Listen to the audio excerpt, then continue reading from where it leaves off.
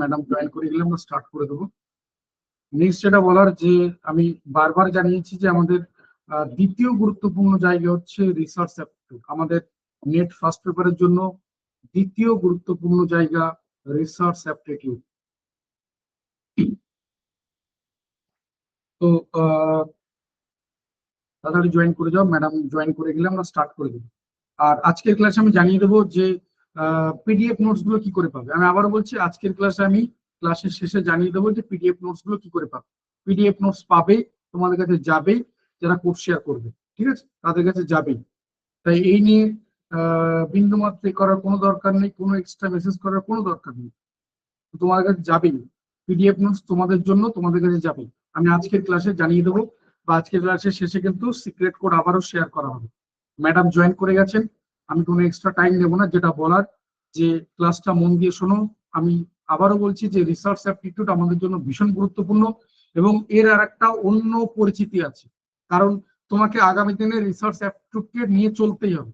কারণ তুমি net preparation নিচ্ছ বা আগামী দিনে পিএইচডি করবে, তাহলে তোমার লক্ষ্য কিন্তু মূলত কোন একটা কলেজ বা ইউনিভার্সিটিতে নিজেকে এনরোল করা, নিজেকে অ্যাজ এ টিচার, সেটা যে কোনো ফরম্যাটে হোক না কেন, নিজেকে প্রতিষ্ঠা করা। এবার সেখান থেকে যখন তুমি রিসার্চের সুযোগ পাচ্ছ, বা আগামী দিনে যখন তোমার আন্ডারে কিছু ছেলে মেয়ে আসবে যাদেরকে তুমি গাইড করবে, তো সেখানেও কিন্তু তোমার এই পার্টটা, রিসার্চ অ্যাপটিটিউড, এই পার্টটা কিন্তু ভীষণভাবে গুরুত্বপূর্ণ। আর তুমি যখন এই ফিল্ডে নিজেকে নাম লেখাচ্ছ, তোমাকে এই ফিল্ডে নিজেকে আরো বেশি শাইন করতে হলে, নিজেকে চকচকে ঝকঝকে দেখাতে হলে, তোমাকে এই ফিল্ডটাকে, মানে এই রিসার্চ অ্যাপটিটিউডকে সঙ্গে নিয়ে চলতেই হবে। কারণ তোমাকেও তোমার নামেও প্রতি বছর কিছু না কিছু পেপার পাবলিকেশন করতেই হবে। তো সেখানে এই টপিকটা, এই চ্যাপ্টারটা ভীষণভাবে গুরুত্বপূর্ণ। ম্যাডাম আরো ডিটেলসে আরো ভালো বলতে পারবেন। প্রথমে বলবো, মন দিয়ে শোনো ক্লাসটা, ভালো করে একটু ধৈর্য নিয়ে শোনো। 1.5 ঘন্টা ক্লাস রয়েছে, এবং ম্যাডাম যেখানে ক্লাস শেষ করবেন আমি সেখান থেকে জয়েন করবো, এবং সাথে সাথে তোমাদের একটা সিক্রেট কোড শেয়ার করে দেবো। একটু এক্সট্রা সময় নষ্ট হবে না। শুধু বলবো একটু ধৈর্য রাখো, ক্লাসটা মন দিয়ে করো। এবং সব থেকে বড় কথা যে বলবো যে যেহেতু দ্বিতীয় গুরুত্বপূর্ণ জায়গা আমার মতে রিসার্চ অ্যাপটিটিউড, এবং এটা যেহেতু এর অস্তিত্ব আরো অনেকটা, অনেক ব্যাপ্তি, এর বিস্তৃতি রয়েছে, তো সেই পয়েন্টটা ভিউ থেকে বলছি একটু ক্লাসটা মন দিয়ে শোনো। ম্যাডামকে একটু প্লিজ কোঅপারেট করবে। তোমার দিক থেকে মাইক্রোফোন বন্ধ থাকছে, কিন্তু তোমার কমেন্ট বক্স খোলা থাকছে। কোনো সমস্যা হলে অবশ্যই ইনকল মেসেজ অপশন বা চ্যাট অপশনে গিয়ে তুমি তোমার প্রবলেম জানাতে পারো। গুড ইভিনিং ম্যাডাম, ওয়েলকাম ক্লাসে। দেখুন আপনি শেয়ার করতে পারবেন বা আনমিউট করতে পারেন। হ্যাঁ,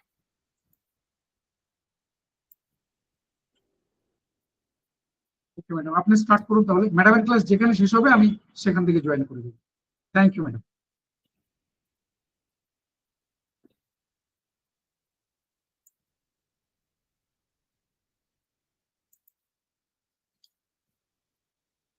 তো আজকে তোমাদের রিসার্চ অ্যাপটিটিউডের ওপর ডেমনস্ট্রেশন রয়েছে, ডেমো ক্লাস রয়েছে। তো প্রথমেই আমি যেটা বলবো যে রিসার্চ এইটা তোমাদের ইউজিসি নেট বা সেটে ইনক্লুড কেন করেছে এই টপিক। কারণ এখানে রিসার্চ ইউজিসি নেট পরীক্ষায় কিন্তু কেবলমাত্র একজন প্রার্থী শিক্ষক হওয়ার যোগ্য কিনা সেটা কিন্তু দেখা হয় না। এই রিসার্চ অ্যাপটিটিউডে মানে এটাই ইনক্লুড করা হয় যে এটা দেখে যে একজন ভালো গবেষক হিসাবেও কিন্তু তোমাকে যোগ্য হতে হবে। এটা কিন্তু ইউজিসি নেট পরীক্ষায় দেখা হয়। এরপরেও কিন্তু তোমাদের পিএইচডি করতে এই রিসার্চ অ্যাপটিটিউড কিন্তু অনেকটা বেশি কাজে লাগবে। ওকে, এই জন্য কিন্তু খুব মন দিয়ে এটা তোমাদের মানে এখন থেকে খুব স্টাডি করতে হবে, তাহলে তোমরা খুব ভালোভাবে পিএইচডিটা করতে পারবে। সো প্রথমে আজকে আমি তোমাদের সিলেবাস নিয়ে একদম ফার্স্ট ডিসকাশন করবো, যে যে তোমাদের টপিক গুলো রয়েছে সিলেবাসে। তারপরে আমি তোমাদের কিছু কোশ্চেন অ্যান্সার সলভ করাবো, important question answer.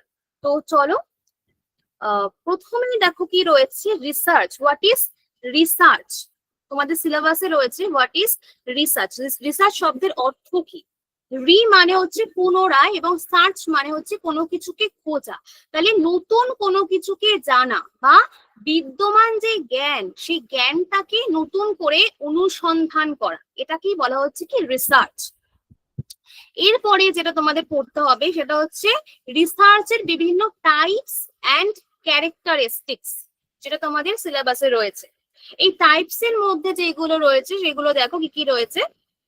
Qualitative research রয়েছে, কোয়ান্টিটেটিভ রিসার্চ রয়েছে, তারপরে হচ্ছে এক্সপেরিমেন্টাল রিসার্চ রয়েছে, অ্যাপ্লাইড রিসার্চ রয়েছে, কোরিলেশনাল মেথডস অফ রিসার্চ রয়েছে, এছাড়াও আরো অনেক ধরনের রিসার্চ রয়েছে, এথনোগ্রাফিক্যাল রিসার্চ রয়েছে। তো একটু সংক্ষিপ্ত ভাবে আমি বলে দিচ্ছি এখানে যে কোয়ালিটেটিভ রিসার্চ বলতে কি বোঝানো হয়। কোয়ালিটেটিভ রিসার্চ হচ্ছে, মানে হচ্ছে কি একটা গুণগত গবেষণা। এই ধরনের গবেষণার লক্ষ্য হলো কি, যেটা হচ্ছে বর্ণনা করে, কোনো কিছুকে বর্ণনামূলক গবেষণা।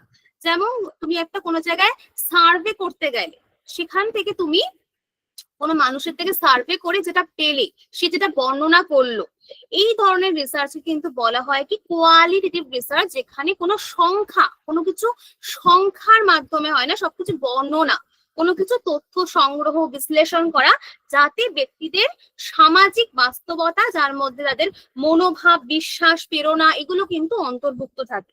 তাহলে এই ধরনের কোয়ালিটেটিভ রিসার্চে কিন্তু গভীর সাক্ষাৎকার কারোর তুমি নিচ্ছ বা কোনো ফোকাস গ্রুপ, এই ধরনের জিনিস কিন্তু অন্তর্ভুক্ত থাকে। এরপরে তোমাদের যেটা বললাম আরেক ধরনের রিসার্চ রয়েছে কোয়ান্টিটেটিভ রিসার্চ।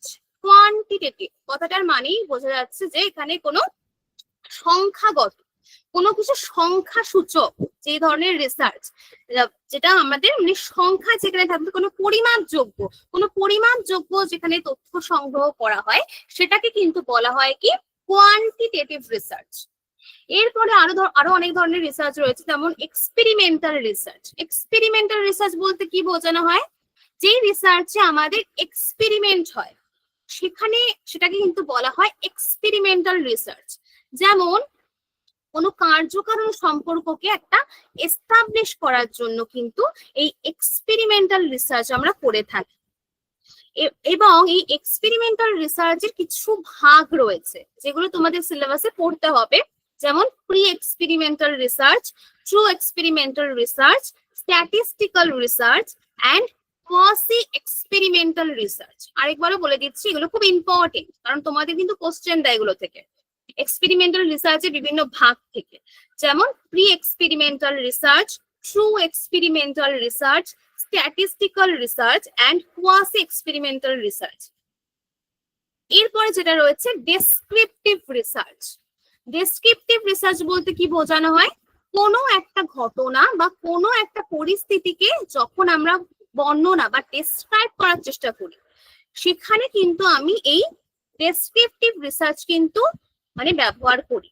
কোনো প্রবলেম, এটা কখন ইউজ হয়, কোনো প্রবলেম, কোনো সিচুয়েশনকে যখন আমরা ডেসক্রাইব করি, তখন সেটাকে কিন্তু বলা হয় এই ডেসক্রিপটিভ রিসার্চ। এটা কিন্তু মূলত কোনো সিচুয়েশনের নেচারটাকে ডেসক্রাইব করার চেষ্টা করে। এবং এই ডেসক্রিপটিভ রিসার্চে আবার দুটো টাইপ রয়েছে, এগুলো তোমাদের পড়তে হবে। একটা হচ্ছে cross sectional study. Cross sectional study কি? ক্রস সেকশনাল স্টাডি হচ্ছে, এটা হচ্ছে ডেসক্রিপটিভ রিসার্চের একটা পার্ট। এটা হচ্ছে ক্রস সেকশনাল স্টাডি হচ্ছে one time interactions or one time data collections. যেমন আমি একটা আম গাছের চারা নিলাম যেটার বয়স 1 মাস, আমি আরেকটা আম গাছের চারা নিলাম যার বয়স 8 মাস। মানে আমি উদাহরণ দিয়ে তোমাদের বোঝাচ্ছি, ক্রস সেকশনাল স্টাডি থেকে তোমাদের খুব কোশ্চেন দেয়, এই জন্যই বলছি। যেমন যখন একটা ডেটাকে আমরা খুব কম সময়ের মধ্যে নিতে চাই, সেটাকে কিন্তু বলা হয় ক্রস সেকশনাল স্টাডিজ। যেমন আমি একটা আম গাছের চারা নিলাম যেটার বয়স 1 মাস, আর একটা আম গাছের চারা নিলাম যার বয়স 8 মাস, আরেকটা আম গাছের চারা নিলাম যার বয়স 4 মাস। এই তিনটে কিন্তু আমরা দেখবো যে কখন এই তিনটে হচ্ছে 8 মাসের হচ্ছে, এটা আমার দেখার ধৈর্য নেই, তখন সেক্ষেত্রে কিন্তু আমরা এই ক্রস সেকশনাল স্টাডি করি। যখন কোনো ডেটাকে আমরা খুব কম সময়ের মধ্যে নিতে চাই, খুব কম সময়ের মধ্যে, তখন কিন্তু এই ক্রস সেকশনাল স্টাডি করা হয়। আরেকটা রয়েছে, এটা তোমাদের ক্লাসে আরো ফার্স্ট ডিসকাশন হবে, আমি জাস্ট বলে যাচ্ছি। আরেকটা রয়েছে হচ্ছে লংগিটিউডানাল স্টাডি। এই দুটোই কিন্তু ডেসক্রিপটিভ রিসার্চের পার্ট। এই লংগিটিউডানাল স্টাডি কি? এটা হচ্ছে যখন তুমি ওয়েট করছো যে একটা আম গাছের চারা এক মাসে যতটা ছিল 8 মাসে কতটা হয়েছে, মানে তুমি ওয়েট করে যাচ্ছ, সেটাকে বলা হয় লং পিরিয়ড ধরে, যেটাকে যে স্টাডিটাকে করা হয় বা যে রিসার্চটাকে করা হয় একটা লং পিরিয়ড ধরে, সেটাকে বলা হয় কি লংগিটিউডানাল স্টাডি, যেটা লং পিরিয়ড ধরে যে রিসার্চটাকে করা হয়। সেটাকে মানে বলা হয় হচ্ছে লঙ্গিটিউডিনাল স্টাডি। এরপরে তোমাদের পড়তে হবে হচ্ছে এথনোগ্রাফিক্যাল রিসার্চ। এথনোগ্রাফিক্যাল রিসার্চ বলতে কি বোঝানো হয় একটু লিখে নেবে। যখন আমরা কোনো একটা সংস্কৃতিকে নিয়ে বা কোনো একটা কালচারকে নিয়ে যখন আমরা রিসার্চ করি, কোনো একটা সংস্কৃতি বা কোনো একটা কালচারকে নিয়ে যখন আমি রিসার্চ করব, সেটাকে বলা হয় কি এথনোগ্রাফিক্যাল রিসার্চ। যেমন আমি কোনো একটা কালচারকে নানাভাবে ডিফাইন করছি, যেমন আমি কোনো গ্রামের কালচারকে নিয়ে স্টাডি করতে চাই, তখন আমি কি করব, তাদের কাছে গিয়ে আমি একটা স্টাডি করছি, তাদের কালচারটাকে নিয়ে আমি দেখছি, সেটাকে বলা হচ্ছে কি এথনোগ্রাফিক্যাল রিসার্চ। যখন আমরা কোনো একটা সংস্কৃতি বা কোনো একটা কালচারকে নিয়ে আমরা রিসার্চ করি, সেটাকে বলা হয় এথনোগ্রাফিক্যাল রিসার্চ। ওকে, এরপরে আরেকটা রয়েছে case study, very very important case study. যখন আমরা কোনো একটা স্মল ঘটনা, কোনো ছোট ঘটনাকে নিয়ে আমরা একটা স্টাডি করছি, যখন কোনো একটা পার্টিকুলার ছোট কেসকে নিয়ে প্রপার ওয়েতে আমরা স্টাডি করি, তখন কিন্তু তাকে বলা হয় কি কেস স্টাডি। লিখে নেবে, এগুলো কিন্তু ভেরি ভেরি ইম্পর্টেন্ট তোমাদের সিলেবাসে যেটা রয়েছে। এরপরে রয়েছে হচ্ছে অ্যাপ্লাইড রিসার্চ। অ্যাপ্লাইড রিসার্চ কি, আমরা যখন কোনো একটা পার্টিকুলার প্রবলেমকে নির্মূল করে দিতে চাই, একটা কোনো পার্টিকুলার প্রবলেমকে একেবারে নির্মূল করে দিতে চাই, এই জায়গাগুলোকে করার জন্য কিন্তু আমরা অ্যাপ্লাইড রিসার্চ করে থাকি। তাহলে কোনো একটা নির্দিষ্ট পার্টিকুলার প্রবলেমকে সলভ করার জন্য কোনো একটা ইমিডিয়েট, যেখানে কোনো একটা ইমিডিয়েট সলিউশন করা হয়ে থাকে, এটাকে বলা হয় কি অ্যাপ্লাইড রিসার্চ। ওকে, যেমন বাচ্চারা রেজাল্ট ভালো করছে না, সেক্ষেত্রে তোমাকে কিন্তু ইমিডিয়েট সেটা সলিউশন করতে হবে। তুমি কিন্তু 2-3 মাস ধরে এই লঙ্গিটিউডিনাল স্টাডির মতো কিন্তু এই ধরনের রিসার্চ করতে পারবে না অনেক বছরের পর বছর ধরে। তোমাকে বাচ্চারা পরীক্ষায় কেন ভালো রেজাল্ট করছে না, সেই জন্য কিন্তু তোমাকে সেটার দ্রুত সলিউশন দিতে হবে। এটাকে বলা হচ্ছে কি অ্যাপ্লাইড রিসার্চ, যেখানে কিন্তু তোমাকে একটা ইমিডিয়েট বেসিসে সলিউশন সেটা দিতে হবে। এরপরে যেটা রয়েছে সেটা হচ্ছে কোরিলেশনাল মেথডস বা রিসার্চ। কোরিলেশনাল রিসার্চ এটা কি, যখন আমরা দুটোর মধ্যেখানে রিলেশনশিপকে খোঁজার চেষ্টা করি, দুটো ভ্যারিয়েবলস এর মধ্যে যখন আমরা রিলেশনশিপকে খোঁজার চেষ্টা করি, তখন কিন্তু তাকে বলা হয় কি কোরিলেশনাল স্টাডিজ।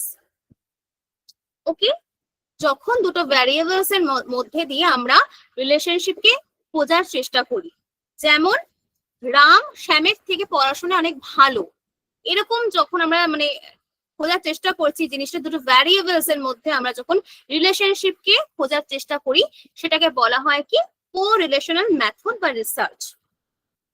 আরেকটা তোমাদের এই হলো হচ্ছে টাইপস এন্ড ক্যারেক্টারিস্টিক্স, এগুলো তোমাদের পড়তে হবে। এরপরে যেটা রয়েছে very very important, positivism and post positivistic approach to research. Positivism বলতে কি বোঝানো হয়, পজিটিভিজমরা বিশ্বাস করে কি, যাকে আমরা প্রুফ করতে পারবো তাকেই আমরা বিশ্বাস করব, যে জিনিসটাকে প্রুফ করা যায় সেই জিনিসটাকে আমরা বিশ্বাস করব, আর যাকে আমি প্রুফ করতে পারবো না সেই জিনিসটাকে আমি বিশ্বাস করব না। এটা কিন্তু পজিটিভিজমরা বলে। এবং পজিটিভিজমরা কিন্তু ডিডাকশন ফরম্যাটকে অবলম্বন করে। ডিডাকশন ফরম্যাট লিখে রাখবে, তোমাদের কোশ্চেন দেয়। পজিটিভিজমরা কিন্তু ডিডাকশন ফরম্যাটকে ওরা অবলম্বন করে। যেমন ডিডাকশন ফরম্যাট বলতে কি বোঝানো হচ্ছে, যেমন সকল মানুষ হয় মরণশীল, সেখান থেকে সক্রেটিস হয় মানুষ, সক্রেটিস হয় মরণশীল। ঠিক আছে, যেখানে জেনারেল টু পার্টিকুলার একজন মানুষকে আমি নির্ধারিত করলাম, এটা কিন্তু ডিডাকশনস ফরম্যাট। সো পজিটিভিজম কিন্তু শুধুমাত্র রিয়েলিটিকে বিশ্বাস করে, এটা কিন্তু কোনো ক্রিটিক্যাল রিয়েলিটিকে বিশ্বাস করে না। এবং এই পজিটিভিজমরা কিন্তু টোটালটাই অভিজ্ঞতার উপর নির্ভর করে থাকে। এবং পজিটিভিজমে কিন্তু সব সময় পুরনো নলেজকে যাচাই করার উপর বিশ্বাস করা হয়। পুরনো নলেজকে মনে রাখবে, পুরোনো নলেজকে যাচাই করার উপর বিশ্বাস করা হয়। অন্যদিকে পোস্ট পজিটিভিজমরা কি? পোস্ট পজিটিভিজমরা কিন্তু এই যেটা প্রমাণ করতে পারবো, যেটা বলেছিল পজিটিভিজমরা, যেটাকে আমরা প্রুফ করতে পারবো অনলি সেটা কি আমরা বিশ্বাস করবো। কিন্তু পোস্ট পজিটিভিজমরা কি বলে? পোস্ট পজিটিভিজমরা বলে যে সবকিছুর একটা প্রবাবিলিটি রয়েছে, সবকিছু হওয়ার একটা সম্ভাবনা রয়েছে, এবং যেটা আমি ভাবছি তাকে আমি বাস্তবে অ্যাপ্লাই করে দেব, এবং থিওরি এবং প্র্যাকটিস এই দুটোকেই কিন্তু মেনে নিয়ে চলতে হবে।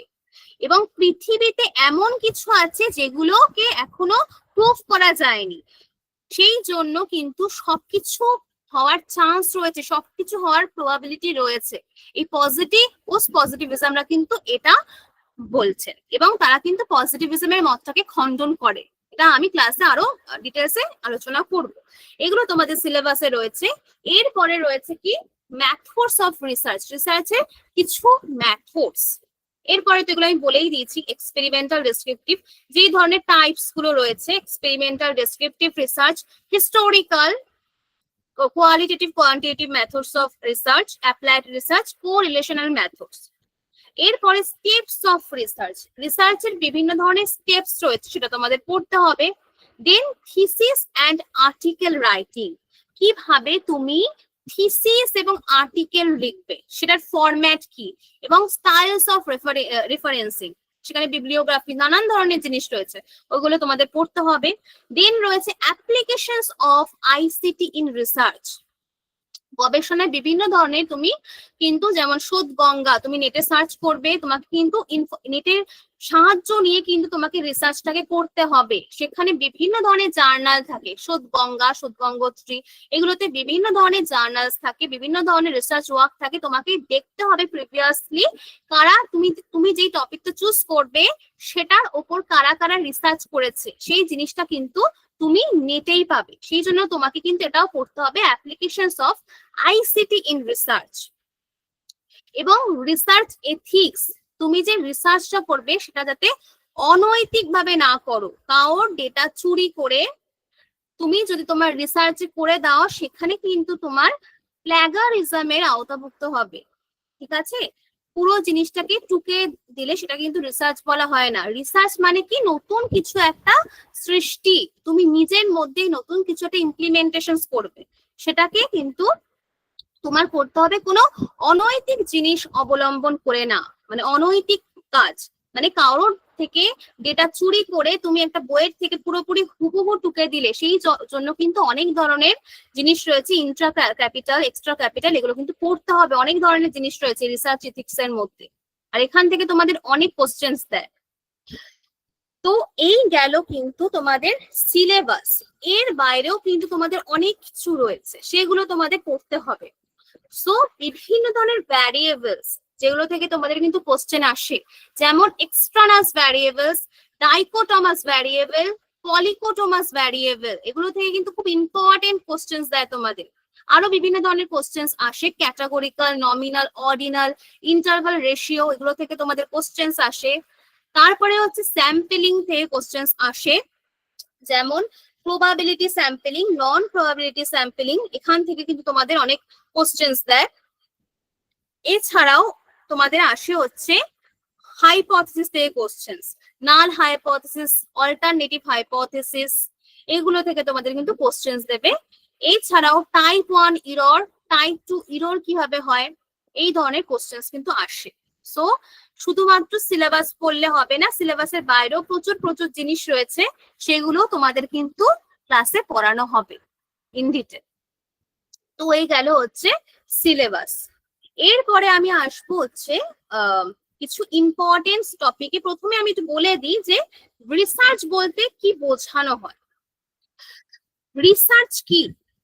So the word research means searching again and searching for something new or modifying the existing ones.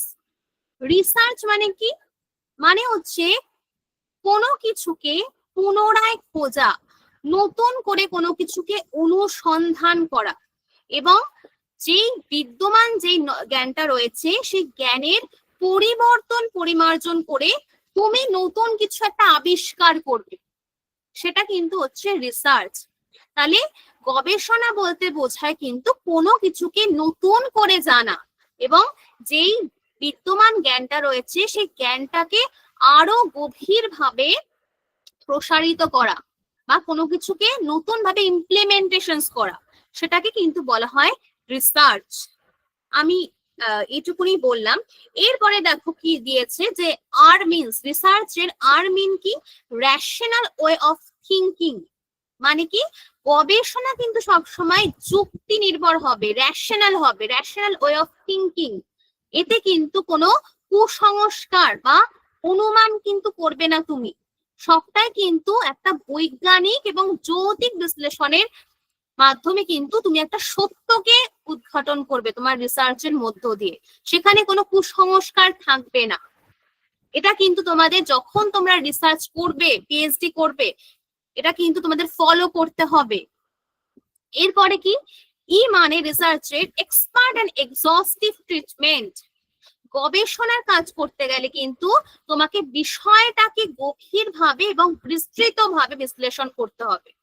কেবল শুধু উপর উপর জানলে হবে না, তোমাকে কিন্তু পুরো বিষয়টাকে নিয়ে খুঁটিয়ে একদম বিশ্লেষণ করতে হবে, খুঁটিয়ে দেখতে হবে, সেটাই কিন্তু research. And search and solution, S means search and solution. মানে কি, কোনো কিছু গবেষণা মানে শুধুমাত্র কোনো প্রশ্ন তোলা নয়, বরং সেই সমস্যাটার সমাধান খোঁজা। এটা কিন্তু জ্ঞানকে বাস্তব সমস্যার মোকাবিলায় কার্যকর করে। অ্যান্ড এক্সাক্টনেস, গবেষণা কিন্তু অত্যন্ত নির্ভুল এবং সঠিক হতে হবে। তুমি যদি তোমার গবেষণায় সামান্য ভুল করো, সেটা কিন্তু সেই মানে সমাধান বা সেটার কিন্তু একদম ভ্রান্ত ফলাফল হয়ে যাবে। তুমি যদি একটু ভুল করো তোমার গবেষণায়, সেটা কিন্তু পুরোটাই পুরো ভুল, ওই একটা ভুল সিদ্ধান্ত নেওয়ার জন্য কিন্তু তোমার পুরো গবেষণাটা ক্যান্সেল হয়ে যেতে পারে। না, এখানে কিন্তু তোমাকে আগে সত্যের জিনিসটা, সত্যতাটাকে কিন্তু যাচাই করতে হবে। এটা হচ্ছে সার্চ অ্যান্ড সলিউশন অ্যান্ড এক্সাক্টনেস। তারপরে আছে অ্যানালাইসিস। অ্যানালাইসিস মানে কি, বিশ্লেষণ। গবেষণায় কিন্তু তথ্য এবং তথ্যের পারস্পরিক সম্পর্ক এবং প্রমাণগুলোকে বিশ্লেষণ করতে হবে। বিশ্লেষণ ছাড়া, ক্রিটিক্যালি বিশ্লেষণ ছাড়া কিন্তু তুমি কোনো নতুন সিদ্ধান্তে আসতে পারবে না। তারপরে হচ্ছে রিলেশনশিপ অফ ফ্যাক্টস। গবেষণা কিন্তু তথ্যকে আলাদা আলাদা দেখবে না, তথ্যের মধ্যে যে একটা ফ্যাক্ট মানে রিলেশনশিপ রয়েছে, একটা পারস্পরিক সম্পর্ক রয়েছে, সেটা কিন্তু গবেষণার মাধ্যমে তোমাকে খুঁজে বার করে নিয়ে আসতে হবে। তাহলে এটা কিন্তু তোমাকে দেখতে হবে। অ্যান্ড সি মানে ক্রিটিক্যাল অবজারভেশন। গবেষককে কিন্তু সূক্ষ্মভাবে পর্যবেক্ষণ করতে হবে এবং গবেষণার জন্য কিন্তু একটা তোমাকে পরিকল্পনা তৈরি করা very very important. And honesty and hard working.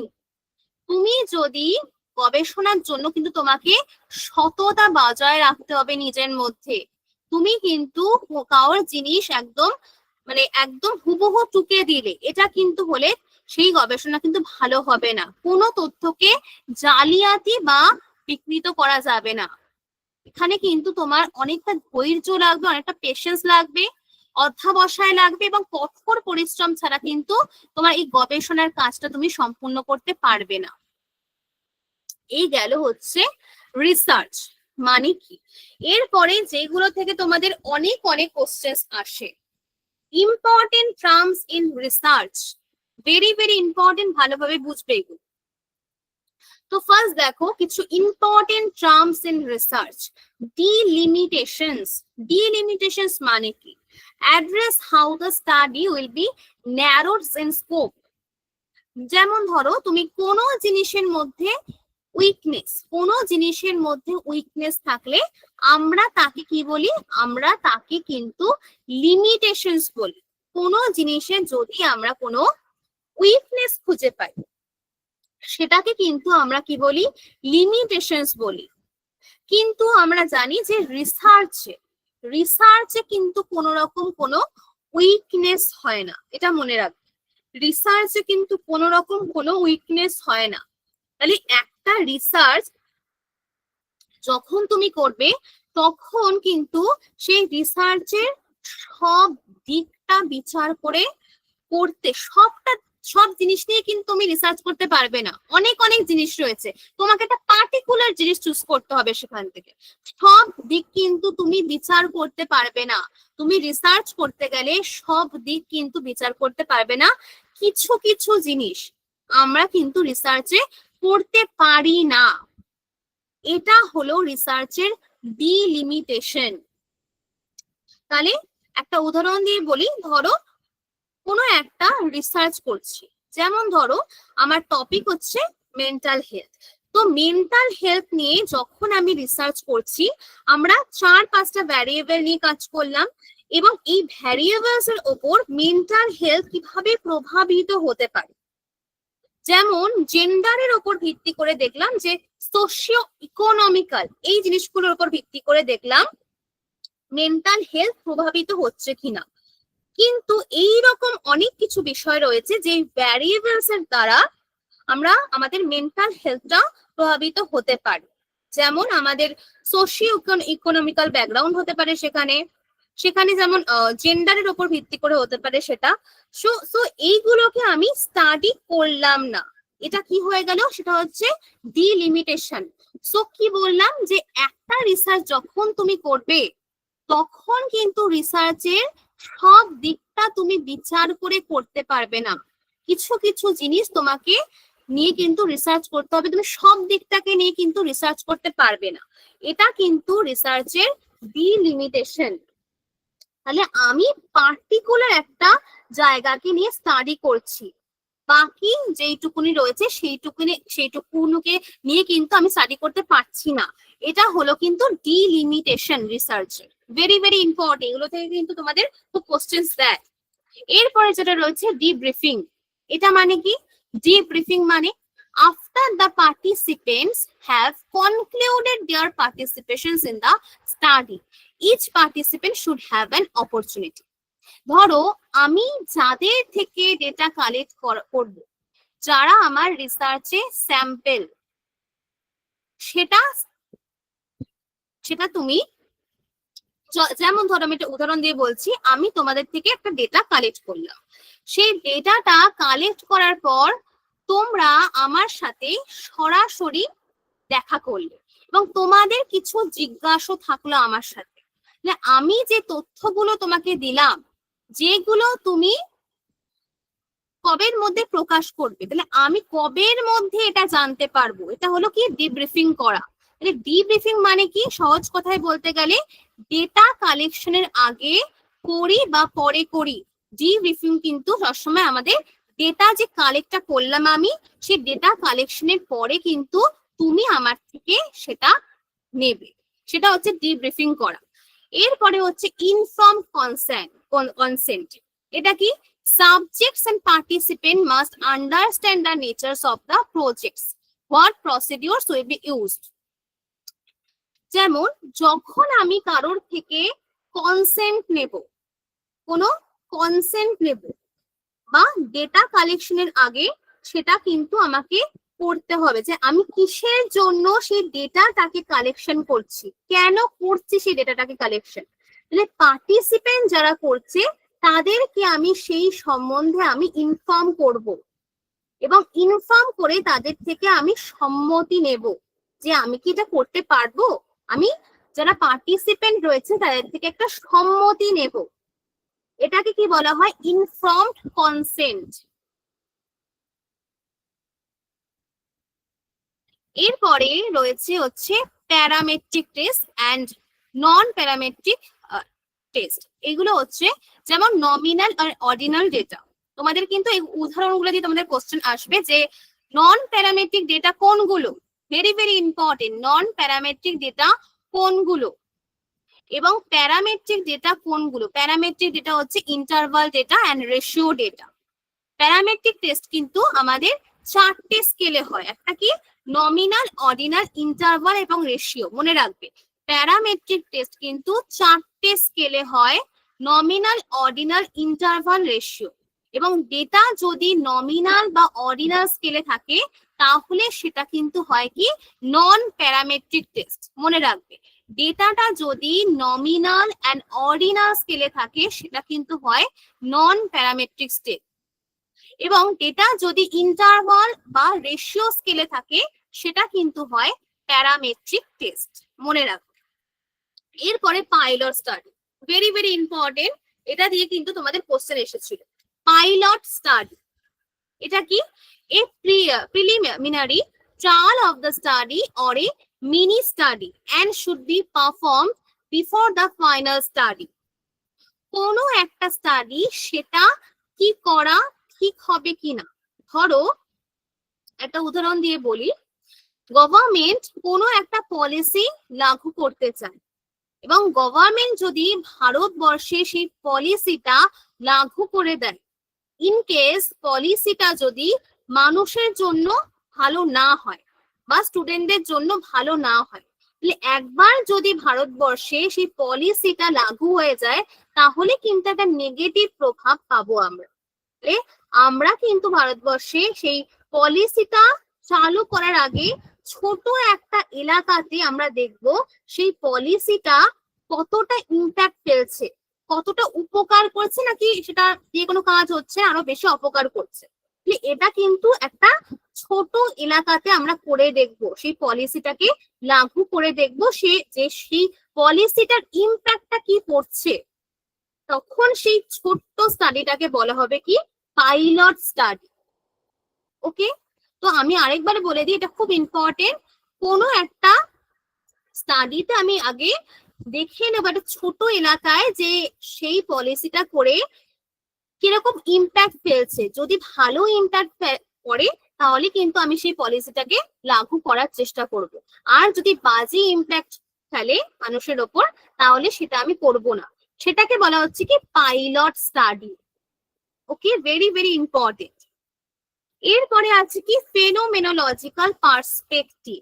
Phenomenological perspective, যারা পার্টিসিপেন্ট করছে তার পয়েন্ট অফ ভিউতে আমরা যখন কোনো কিছুকে বোঝার চেষ্টা করব, কি বললাম, যারা কোনো একটা জিনিসে পার্টিসিপেট করছে তার পয়েন্ট অফ ভিউতে আমরা যখন কোনো কিছুকে বোঝার চেষ্টা করব তাকে কিন্তু বলা হয় কি ফেনোমেনোলজিক্যাল পার্সপেক্টিভ। এটা কিন্তু পার্টিসিপেন্টদের পয়েন্টস অফ ভিউতে হয়। এরপরে কিছু জিনিস রয়েছে, the placebo effect. The placebo effect is a way for your brain to tell the body what it needs to feel better. Very very important. যেমন একটা উদাহরণ দিয়ে আমি বোঝাই, খুব মানে এটা ইম্পর্টেন্ট, উদাহরণ দিয়ে বোঝালে তোমাদের বুঝতেও সুবিধা হবে জিনিসটা। যেমন ডাক্তার কাউকে একটা ওষুধ দিয়েছে কিন্তু সেটাতে তোমার রোগটা কমছে না। যেমন কারোর জ্বর এসেছে, ডাক্তার ওষুধ দিচ্ছে কিন্তু কমছে না, কিন্তু কোনো ফেভারিট খাবার খেয়ে মনটা তোমার ভালো হয়ে গেছে। ওষুধ দিয়েছে কমছে না, বাট তোমার একটা ফেভারিট খাবার দিচ্ছে, তোমার মনটা ভালো হয়ে যাচ্ছে। তাহলে কোনো সাইকোলজিক্যাল বেসিসে মনে হচ্ছে আমি এখন ঠিক রয়েছি। তাহলে সাইকোলজিক্যাল ওয়েতে আমাদের একটা ফিলিং হচ্ছে, আমরা বলতে পারি আমাদের ব্রেইনকে কনভিন্স করা হচ্ছে। তাহলে আমাদের মন আমাদের ব্রেইনকে কনভিন্স করে দিচ্ছে এটা কিন্তু অ্যাকচুয়াল ট্রিটমেন্ট হচ্ছে নাকি ফেক ট্রিটমেন্ট দিচ্ছে। এই প্লেসবো এফেক্টে কিন্তু কি করা হয়, অ্যাকচুয়াল ট্রিটমেন্ট না দিয়ে একটা ফেক ট্রিটমেন্ট করা হয়। যেমন কোন একটা ডামি ট্রিটমেন্ট, সেটাকে কি বলা হয় ডামি ট্রিটমেন্ট, মানে একটা মেন্টালি বা ফিজিক্যালি ভালো লাগছে, মানে কি হলো, তুমি একটা হসপিটালে রয়েছো, কিছুতেই তোমার ভালো লাগছে না, তখন তোমাকে কেউ একটা পছন্দের খাবার তোমার সামনে নিয়ে আসলো, সেটা খেতে তোমার ভালো লাগছে, তোমার দেখে ভালো লাগছে কারণ তোমার ওটা খুব পছন্দের, সেটাকে বলা হয় কি প্লেসবো এফেক্ট। সেটাই বলেছে, the placebo effect is when person's physical or mental health appears to improve after taking a placebo or dummy treatment. Very very important. এরপরে হচ্ছে এক্সপেরিমেন্টাল বায়াস। এটা কি এক্সপেরিমেন্টাল বায়াস? এটা হচ্ছে it is the tendency of a scientist or researcher to introduce bias into an experiment. অনেক সময় কোনো এক্সপেরিমেন্টারের মনে হতে পারে আমার যেগুলো পরিচিত স্কুল রয়েছে, পরিচিত মানুষ রয়েছে, তা থেকেই আমি ডেটা কালেক্ট করব, যে যারা আমার পরিচিত তাদের থেকেই আমি ডেটাটাকে নেব, যারা অপরিচিত তাদের থেকে আমি নেব না। সেটা কিন্তু একটা এক্সপেরিমেন্টাল বায়াসনেসের মধ্যে চলে আসছে। তাহলে রিসার্চার যে এক্সপেরিমেন্ট করছে তার তরফ থেকে যে বায়াসনেসটা আমি পাচ্ছি সেটাকে বলা হয় কি এক্সপেরিমেন্টাল বায়াস। ওকে, কারণ তুমি যদি পছন্দের কোনো মানে তুমি তাকে চেনো তার থেকে যদি তুমি কোনো ডেটা কালেক্ট করো, সে কিন্তু একটা মানে সেখানে বায়াসনেস চলে আসছে। অবশ্যই সেটাই হবে, কারণ পরিচিত কারোর থেকে নিলে তো সেটাই হয়। এটা একটা জালিয়াতি মানে জালিয়াতি টাইপেরই জিনিস হয়েছে। সো এরপরে যেটা রয়েছে দেখো, the Hawthorne effect. Hawthorne effect কি? The Hawthorne effect refers to people modifying their behavior simply because they are being observed.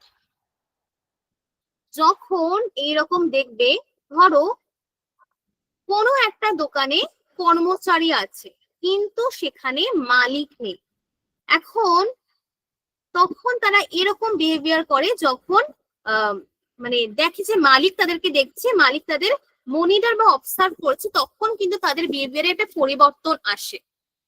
তাদের কিন্তু অনেকটা পরিবর্তন চলে আসে যখন মালিক মানে সেখানে থাকে, কিন্তু যখন থাকে না একটা অন্যরকম থাকে। তাহলে পরীক্ষা, আরেকটা উদাহরণ দিয়ে বলি যে পরীক্ষার সময় বন্ধুটা দেখে দেখে লিখছো, হঠাৎ করে মনে হলো যে স্যার এসে পাশে দাঁড়ালো, তখন কিন্তু আমাদের কি হয়, একটা বিহেভিয়ার চেঞ্জ হয়ে যায়। তাহলে যখন আমাদের কেউ অবজার্ভ করছে, যখন আমাদের কেউ অবজার্ভ করছে তখন কিন্তু আমাদের বিহেভিয়ারটা চেঞ্জ হয়ে যাচ্ছে। এটাকে বলা হয় কিন্তু হর্টফোন এফেক্ট। সেই জন্যই বলা হচ্ছে কি refers to people modifying their behaviour simply because they are being observe. যখন কেউ তোমাকে অবজার্ভ করার সময় যদি তোমার বিহেভিয়ারটা চেঞ্জ হয়ে যায়, সেটাকে কিন্তু বলা হয় কি হর্টফোন এফেক্ট। এটা দিয়েও তোমাদের কোশ্চেন এসেছে, এখন কিন্তু এগুলো খুব আসছে এখান থেকে কোশ্চেন। এরপরে evaluations apprehension. Evaluations apprehension কি? Occurs when the fear of negative evaluations from other group members or external members. যেমন তোমরা 15 জন মতো এখানে ক্লাস করছো, সেখানে একটা গ্রুপ তৈরি করা হচ্ছে, ধরো 5 জন করে একটা গ্রুপ তৈরি করা হলো। যেমন এই গ্রুপে আমি 5 জনকে নিলাম, আবার বি গ্রুপে আমি 5 জনকে নিলাম, এবং এই গ্রুপে আমি বললাম যে তোমার মূল্যায়ন বি গ্রুপ করবে, তুমি যেটা করেছো সেটার মূল্যায়ন কিন্তু বি গ্রুপ দেবে, এবং বি গ্রুপকে আমি বললাম তোমার মূল্যায়ন এ গ্রুপ করবে। তাহলে এ গ্রুপের মনে হবে যেহেতু আমরা কম্পিটিটর, এবং বি গ্রুপের মনে হবে সেখানে কিন্তু একটা নেগেটিভ ভাবে মূল্যায়ন করারও চান্স রয়েছে, কারণ তারা কিন্তু কম্পিটিটর এ এবং বি গ্রুপ, এবং বি গ্রুপ সবসময় চাইবে তোমাকে একটা নেগেটিভ ভাবে কমপ্লিমেন্ট দেওয়ার, ঠিক আছে? এবং বি গ্রুপের মেম্বারদের কিন্তু সেম এরকম মনে হবে যে এই গ্রুপকে একটা নেগেটিভ কমপ্লিমেন্ট দেব, এবং সেরকম তারও এই গ্রুপেরও মনে হবে যে বি গ্রুপকে একটা নেগেটিভ কমপ্লিমেন্ট দেব। এইটাকে কিন্তু বলা হয় যখন আমাদের মনে এই প্রসেসটা কাজ করে যে অন্যরা আমাদের মূল্যায়ন করছে এবং আমার কম্পিটিটর আমার সাথে যদি কাজ করে, তাহলে আমি অরিজিনাল যে আইডিয়া গুলো আমার মন থেকে বার করতে ভয় পাচ্ছি, আমি অরিজিনাল জিনিসটা দেব না, কারণ যদি আমার কম্পিটিটর সেটা জেনে যায়, যদি আমি দিয়ে ফেলি এবং আমার কম্পিটিটর জেনে যায়, সেই জন্য আমি বার করছি না, আমার মনে যেগুলো রয়েছে সেগুলো আমি বার করছি না, সেটাকে বলতে ভয় পাচ্ছি। যদি সে সেটাকে চুরি করে নেয়, চুরি করে নিয়ে আবার নিজের মতো করে দেয়, আমরা তাহলে আমাদের মূল্যায়ন অন্যরা যে করছে এইসব জিনিস মাথায় আসতে পারে। এটাকে কিন্তু বলা হয় কি evaluations apprehension। ওকে, এরপরে আছে হচ্ছে single blind study. Single blind study, only the participants are blind. এখানে শুধুমাত্র কিন্তু পার্টিসিপেন্ট, যে পার্টিসিপেন্ট করবে তারা কিন্তু ব্লাইন্ড থাকে। ধরো আমি হচ্ছি রিসার্চার আর তোমরা হচ্ছো পার্টিসিপেন্ট, আমি রিসার্চার এবং তোমরা পার্টিসিপেন্ট করছো, তাহলে সিঙ্গেল ব্লাইন্ডে শুধু পার্টিসিপেন্ট, তোমরা পার্টিসিপেন্ট করছো, তোমরাই কিন্তু শুধুমাত্র ব্লাইন্ড থাকবে, তোমরাই শুধুমাত্র কিন্তু ব্লাইন্ড থাকবে। In a double blind study, both participants and experimenters are blinded. এখানে কি ডাবল ব্লাইন্ড স্টাডিতে কিন্তু পার্টিসিপেন্ট এবং এক্সপেরিমেন্টার্স, রিসার্চার এবং পার্টিসিপেন্ট উভয় কিন্তু ব্লাইন্ড থাকবে। তাহলে আমি যখন ডেটা কালেক্ট করব, আমি কিন্তু তোমাদের থেকে ডেটা কালেক্ট করছি, এবং তোমরা যদি জানো যে এটা আমাকে, তোমরাই এই ডেটাটাকে দিচ্ছ, তাহলে তোমাদের মধ্যে কিছু না কিছু একটা বায়াসনেস কাজ করবে। হতে পারে তুমি যেটা সেই ইনফরমেশনটা আমাকে কিন্তু নাও দিতে পারো, তুমি যেটা জানো সেটা ইচ্ছা করে কিন্তু নাও আমাকে দিতে পারো। তাহলে নিজেকে কিন্তু সেখানে তুমি মানে এরকম ভাবে কিন্তু আমার সাথে এটাও করতে পারো যে তুমি কিছু কিছু ইনফরমেশন আমাকে দেবে না। এটাকে কিন্তু বলা হয় কি ডাবল ব্লাইন্ড স্টাডি। তাহলে এটা মনে রাখবে, single blind স্টাডিতে only participants are blind, শুধুমাত্র পার্টিসিপেন্ট জানে না রিসার্চার কে, শুধুমাত্র পার্টিসিপেন্ট জানে না রিসার্চার কে, বাট রিসার্চাররা জানে যে কাদের থেকে আমি ডেটা কালেক্টটা করছি। তাহলে আমি রিসার্চার, আমি জানি কাদের থেকে আমি ডেটা কালেক্ট করছি, বাট পার্টিসিপেন্ট তুমি জানো না কার থেকে ডেটা কালেক্ট করা হচ্ছে। তো এখানে শুধুমাত্র পার্টিসিপেন্ট ব্লাইন্ড থাকে সিঙ্গেল ব্লাইন্ড স্টাডিতে। এবং ডাবল ব্লাইন্ড স্টাডিতে কি বললাম, যখন আমি ডেটা কালেক্ট করছি রিসার্চারও জানে না এবং পার্টিসিপেন্টও জানে না, পার্টিসিপেন্টও জানে না রিসার্চার কে এবং রিসার্চারও জানে না পার্টিসিপেন্ট কে, তখন কিন্তু সেটা হয়ে যাবে কি ডাবল ব্লাইন্ড স্টাডি। এরপরে কি রয়েছে, এরপরে রয়েছে হচ্ছে in a triple blind study. এখানে কি হয়ে থাকে, the assignment is hidden not only from participants and experimenters but also from the researcher analyzing the data. ডেটাটা যখন আমি অ্যানালাইসিস করি, সেই মুহূর্তে যখন আমি কোনো ডেটাকে অ্যানালাইসিস করব বা বিশ্লেষণ করব, সেই মুহূর্তে কেউ কাউকে আমি চিনি না, তুমিও আমাকে চেনো না, আমিও তোমাকে চিনি না, তাহলে তখন কিন্তু সেখানে হয়ে যাবে ট্রিপল ব্লাইন্ড স্টাডি।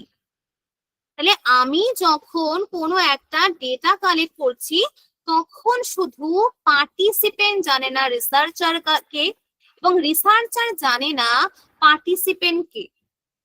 এবং ডেটা কালেক্ট করার পর যখন আমি অ্যানালাইসিস করতে যাব, যখন ডেটাকে আমি একটা ডেটাকে অ্যানালাইসিস করব, সেই মুহূর্তে কিন্তু রিসার্চার বা পার্টিসিপেন্ট কেউ কাউকে চেনে না।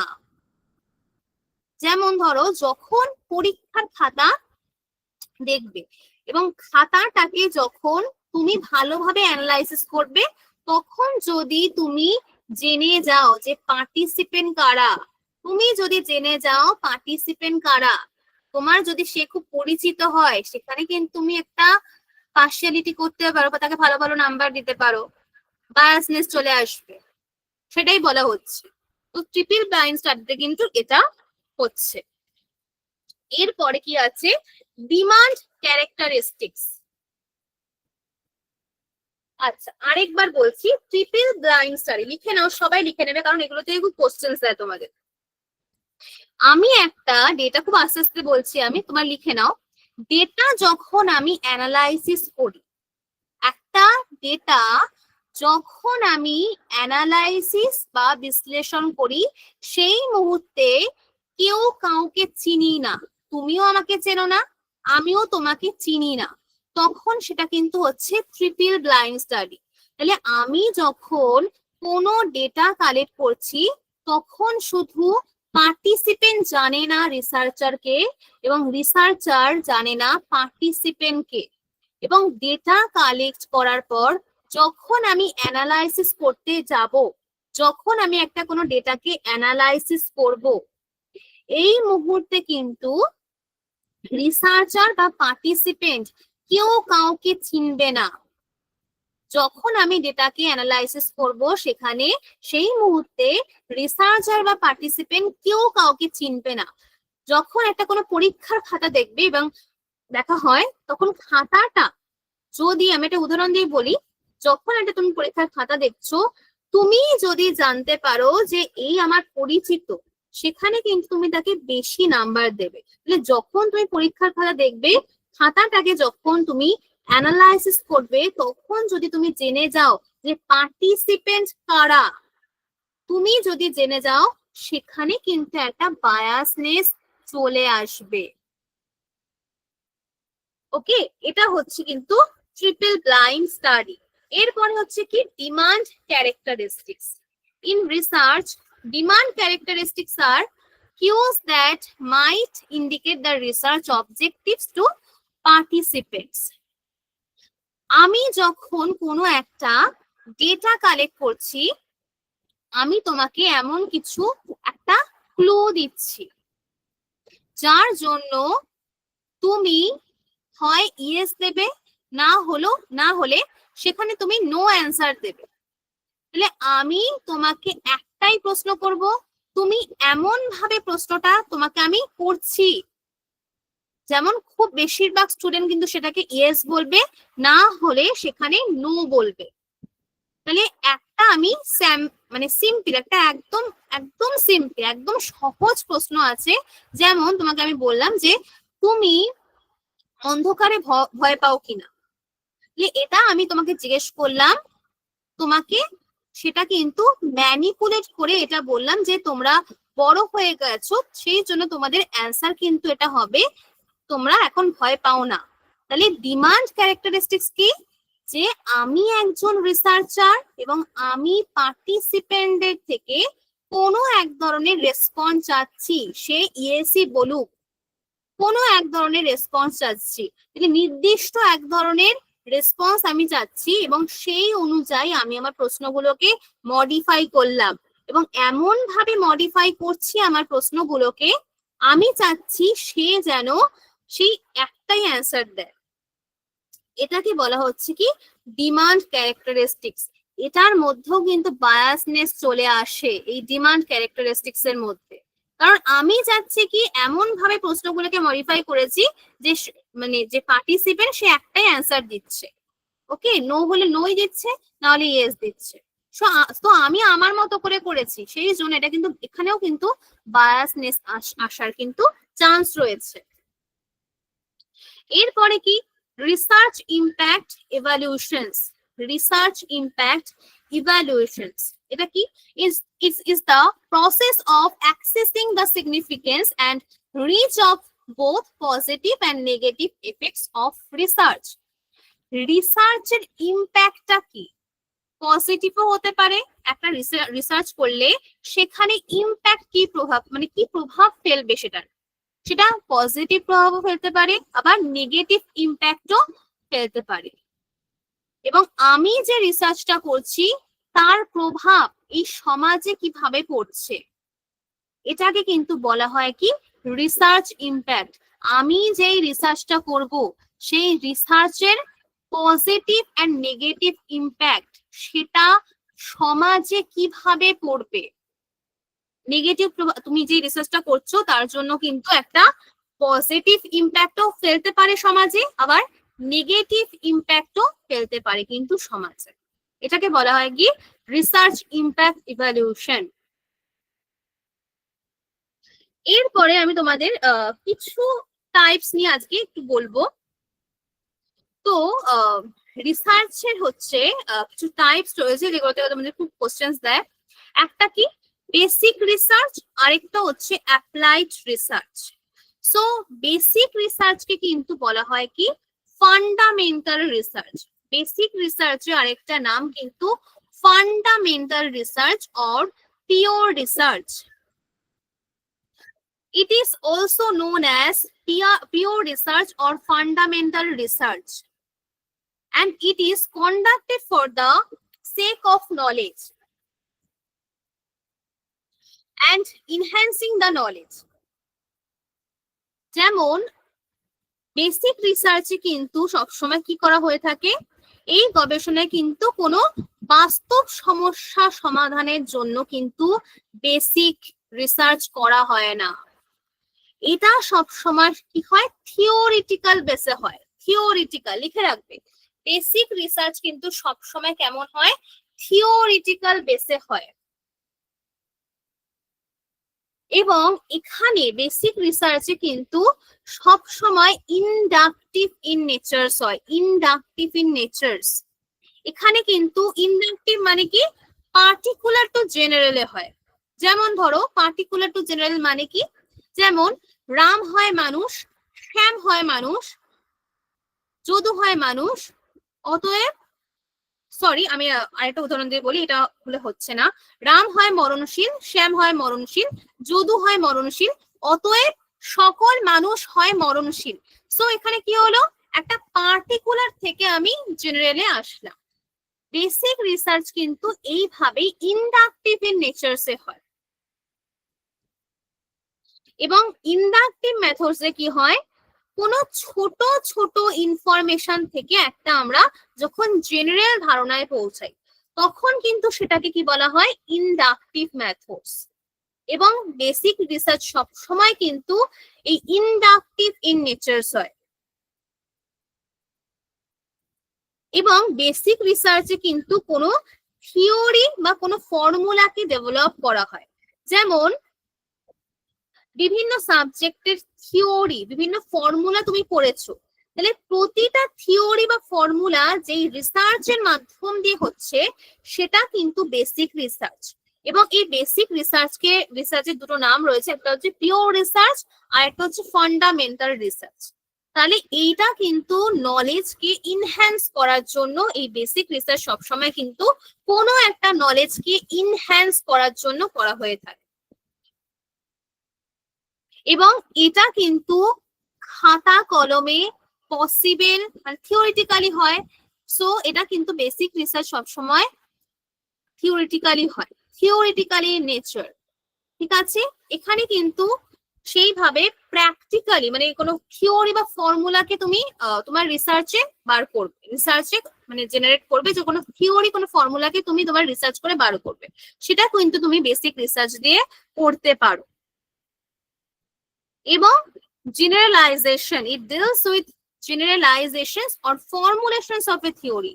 এখানে কিন্তু গবেষক কোনো বিশেষ ঘটনা বা তথ্য থেকে কিন্তু কোনো সাধারণ নিয়ম বা তত্ত্ব কিন্তু বার করে, এবং এটা কিন্তু সবার জন্য প্রযোজ্য হয়।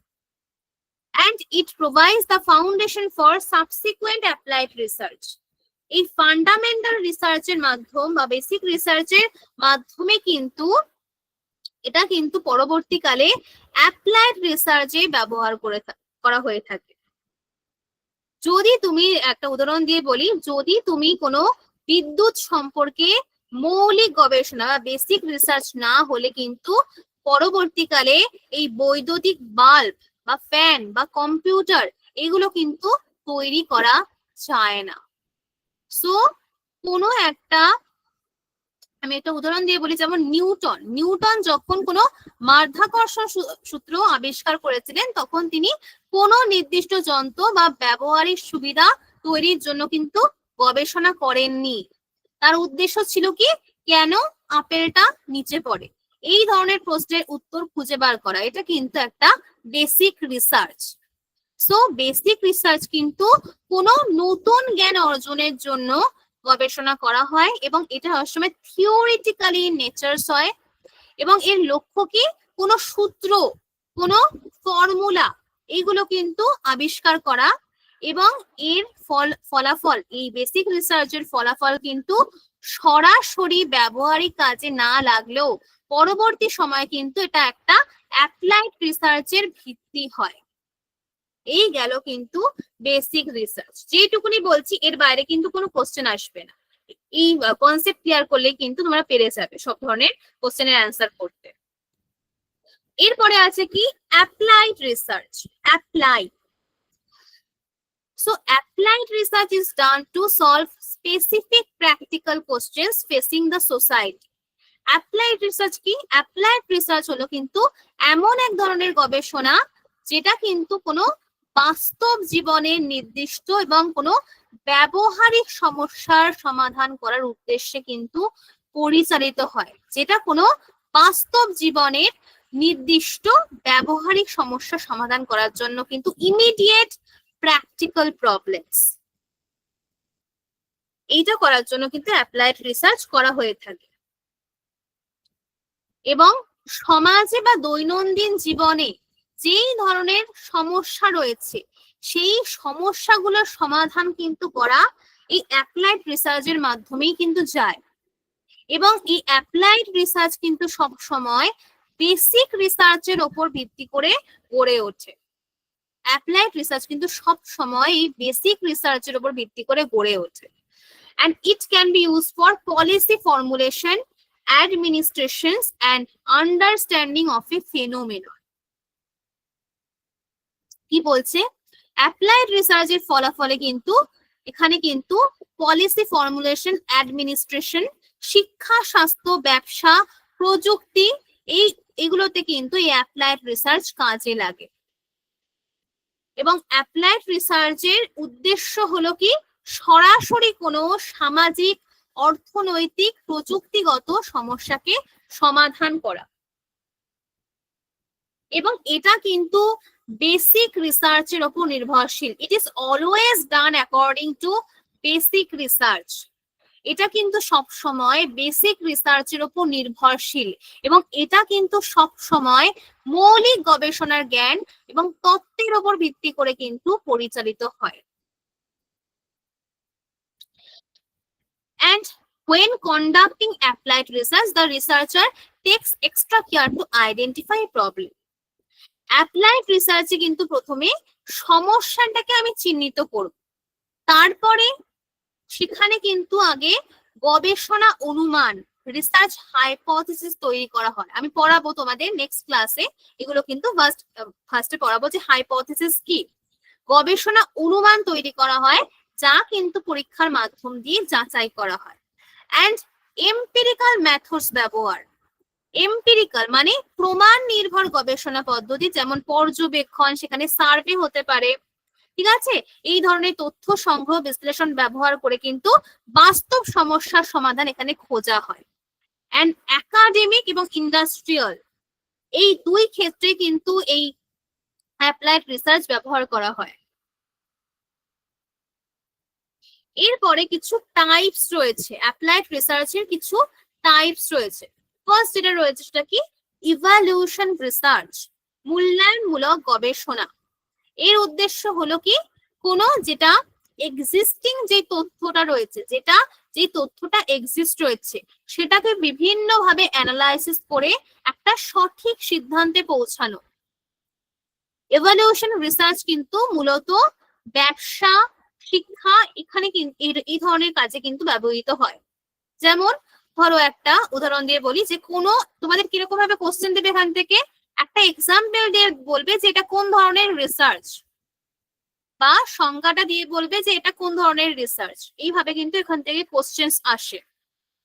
সো যেমন একটা উদাহরণ দিয়ে বলি যে কোনো কোম্পানি কিভাবে খরচ কমাবে, কোন নীতি কার্যকর হচ্ছে আর কোনটা হচ্ছে না, সেটাকে নির্ধারণের জন্য কিন্তু এই ইভালুয়েশন রিসার্চ করা হয়। এরপরে হচ্ছে রিসার্চ অ্যান্ড ডেভেলপমেন্ট। এটা কি, এর লক্ষ্য হলো কি, যে কোনো নতুন পণ্য বা কোনো কিছু তৈরি করা। এখানে কিন্তু কোনো মার্কেট নিডস, কোনো একটা বাজারের চাহিদা, মার্কেট নিডসে বোঝা হয়, তার উপর ভিত্তি করে কিন্তু গবেষণা চালিয়ে কিন্তু কোনো একটা নতুন প্রযুক্তি, কোনো ওষুধ বা কোনো সফটওয়্যার, ইলেকট্রনিক জিনিস কিন্তু এইভাবে রিসার্চ করে কিন্তু তৈরি করা হয়। যেমন মোবাইল ফোনের নতুন ভার্সন তৈরি, উন্নত মানের ওষুধ উদ্ভাবন, ইলেকট্রনিক গাড়ি তৈরি করা, এইগুলো কিন্তু এই রিসার্চ অ্যান্ড ডেভেলপমেন্টের ফলে করা হয়ে থাকে। এরপরে হচ্ছে কি অ্যাকশন রিসার্চ। অ্যাকশন রিসার্চও কিন্তু অ্যাপ্লাইড রিসার্চের একটা টাইপ। অ্যাকশন রিসার্চ কি, অ্যাকশন রিসার্চ হচ্ছে, এটা হলো এমন এক ধরনের গবেষণা যেখানে কিন্তু তাৎক্ষণিক সমস্যার ব্যবহারিক সমাধান দেওয়ার জন্য কিন্তু এই অ্যাকশন রিসার্চ করা হয়ে থাকে। Action research is a type of applied research that is set on providing immediately practical solutions to specific business problems by pointing the business in the right directions. এখানে কিন্তু কোনো তাৎক্ষণিক সমস্যার ব্যবহারিক সমাধান দেওয়ার জন্য এটা কিন্তু পরিচালিত হয় এবং এটা কিন্তু মূলত কোনো শিক্ষাক্ষেত্র, কোনো সামাজিক বিজ্ঞান বা ব্যবসা বাণিজ্যের বাস্তব সমস্যার দ্রুত সমাধানে কিন্তু এটা ব্যবহৃত হয়। খুব তাড়াতাড়ি বা দ্রুত ইমিডিয়েটলি প্র্যাকটিক্যাল সলিউশনে কিন্তু এটা ব্যবহার করা হয়। এবং অ্যাকশন রিসার্চে কিন্তু কিছু বৈশিষ্ট্য রয়েছে, সেগুলো কি? Features of action research, situational and problem solving perspective. এটা কিন্তু সব সময় নির্দিষ্ট কোনো পরিস্থিতি বা কোনো সমস্যার ভিত্তিতে গড়ে ওঠে। অ্যান্ড রিয়েল ওয়ার্ল্ড ইন্টারভেনশন, এটা কিন্তু কোনো বাস্তব পরিস্থিতিতে সরাসরি কার্যকর করা হয়। অ্যান্ড অল্টারনেটিভ প্র্যাকটিসেস গ্রহণ, কোনো নতুন পদ্ধতি বা কোনো বিকল্প সমাধান খুঁজে বার করা হয় কিন্তু এই অ্যাকশন রিসার্চের মাধ্যমে। অ্যান্ড ইমিডিয়েট প্রবলেম সিচুয়েশন, এটা কিন্তু সাধারণত কোনো জরুরি সমস্যার, কোনো একটা জরুরি সমস্যার সমাধানের দিকে কিন্তু লক্ষ্য রাখে। অ্যান্ড সোশ্যাল সায়েন্স গোলস, অধিকাংশ ক্ষেত্রে কিন্তু এই অ্যাকশন রিসার্চ, মনে রাখবে অধিকাংশ ক্ষেত্রে অ্যাকশন রিসার্চ কিন্তু সবসময় সোশ্যাল সায়েন্স, যেমন সমাজ বিজ্ঞান, ঠিক আছে, সমাজ বিজ্ঞানে কিন্তু এই অ্যাকশন রিসার্চ প্রয়োগ করা হয়। অ্যান্ড কোলাবোরেটিভ অ্যান্ড পার্টিসিপেটরি, এখানে কিন্তু শিক্ষক, ছাত্র, প্রশাসক, কর্মচারী সবাই কোলাবোরেটিভ, মানে সবাই মিলে কিন্তু অংশগ্রহণ করে তুমি সেই প্রবলেমটার সলিউশন দিতে পারবে। অ্যান্ড কো লার্নিং, যেহেতু এটা সবাই মিলে মানে সহযোগিতামূলক, সবাই মিলে একসাথে করছো, সেই জন্য কিন্তু সবাই একসাথে এই রিসার্চ শিখতে পারবে, রিসার্চটা করতে পারবে বা শিখতে পারবে। অ্যান্ড সেলফ ইভালুয়েটিভ, এটা কি? এখানে কিন্তু নিজের ফলাফল নিজেই মূল্যায়ন করে এবং প্রয়োজনে কিন্তু নতুন নতুন পদক্ষেপ নেওয়া হয়। এবং অ্যাকশন রিসার্চের একটা প্রসেস থাকে, এই প্রসেসটা দিয়ে কিন্তু তোমাদের কোশ্চেন দেয়। অ্যাকশন রিসার্চের একটা প্রসেস থাকে। ফার্স্ট যেটা কি, প্ল্যান, পরিকল্পনা করা, সমস্যার সমাধানের জন্য কোনো একটা পরিকল্পনা করা। তারপরে হচ্ছে অ্যাক্ট, কর্ম সম্পাদন করা, পরিকল্পনাটাকে আমাকে বাস্তবায়িত করতে হবে, যেটা আমি প্ল্যান করলাম সেটাকে আমাকে অ্যাক্ট করে দেখাতে হবে বা বাস্তবায়িত করতে হবে সেটাকে। এরপরে কি, অবজার্ভ, অবজার্ভ মানে কি, পর্যবেক্ষণ করা, সেটাকে কিন্তু তোমাকে অবজার্ভ করে দেখতে হবে। ফলাফলটাকে যেটা তুমি পেলে সেই ফলাফলটাকে তোমাকে পর্যবেক্ষণ করতে হবে। দেন রিফ্লেক্ট, পর্যবেক্ষণের ভিত্তিতে কিন্তু তোমাকে একটা সিদ্ধান্ত গ্রহণ করতে হবে।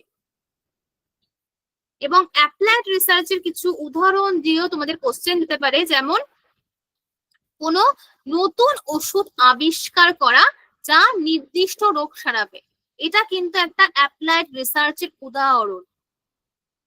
ওকে, যেমন শিক্ষা ক্ষেত্রে নতুন একটা শিক্ষণ পদ্ধতি চালু করে ছাত্রদের শেখার এটা আরো বদলানো, ঠিক আছে, এটা কিন্তু একটা অ্যাকশন রিসার্চের কিন্তু এগুলো উদাহরণ। তোমাদের কিন্তু উদাহরণ দিয়েও কোশ্চেন আসবে।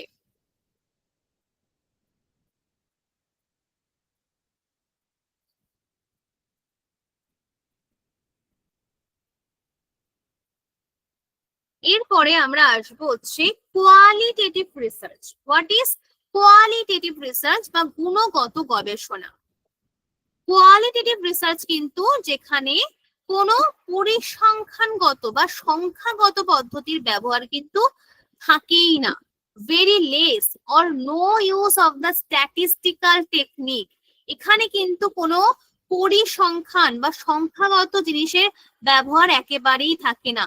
এখানে গবেষক কিন্তু তথ্য সংগ্রহ করে কিভাবে, বর্ণনামূলক ভাবে বা ন্যারেটিভ ডিসক্রিপশনস করে থাকে।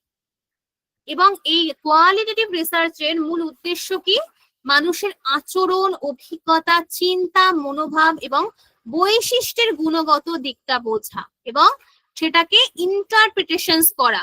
মানুষের যে আচরণ রয়েছে, মানুষের মধ্যে যে অভিজ্ঞতা, এক্সপিরিয়েন্স রয়েছে বা চিন্তা রয়েছে, মনোভাব রয়েছে, এইগুলোর কোয়ালিটেটিভ গুণগত দিকটা বোঝা। তাহলে এই কোয়ালিটেটিভ রিসার্চে কিন্তু সব সময় মানে এখানে কিন্তু সবসময় বর্ণনামূলক ন্যারেটিভ ডেসক্রিপশনস করা হয়, লিখে রাখবে ন্যারেটিভ ডেসক্রিপশনস। এবং কোয়ান্টিটেটিভ রিসার্চে কি করা হয়, আমি এটা বলেছিলাম যে কোয়ান্টিটেটিভ রিসার্চে কিন্তু সবসময় সংখ্যাগত স্ট্যাটিস্টিক্যাল টেকনিককে কিন্তু ইউজ করা হয়।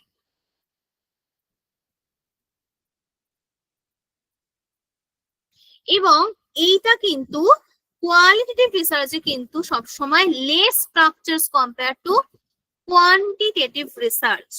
এটা কিন্তু লেস স্ট্রাকচারস কোয়ান্টিটেটিভ রিসার্চের থেকে।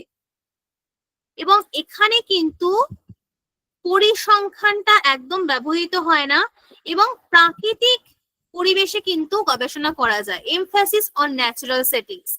এখানে কিন্তু এই কোয়ালিটেটিভ রিসার্চে কিন্তু এটা কিন্তু মূলত বাস্তব পরিস্থিতি বা প্রাকৃতিক পরিবেশে কিন্তু পরিচালিত হয়।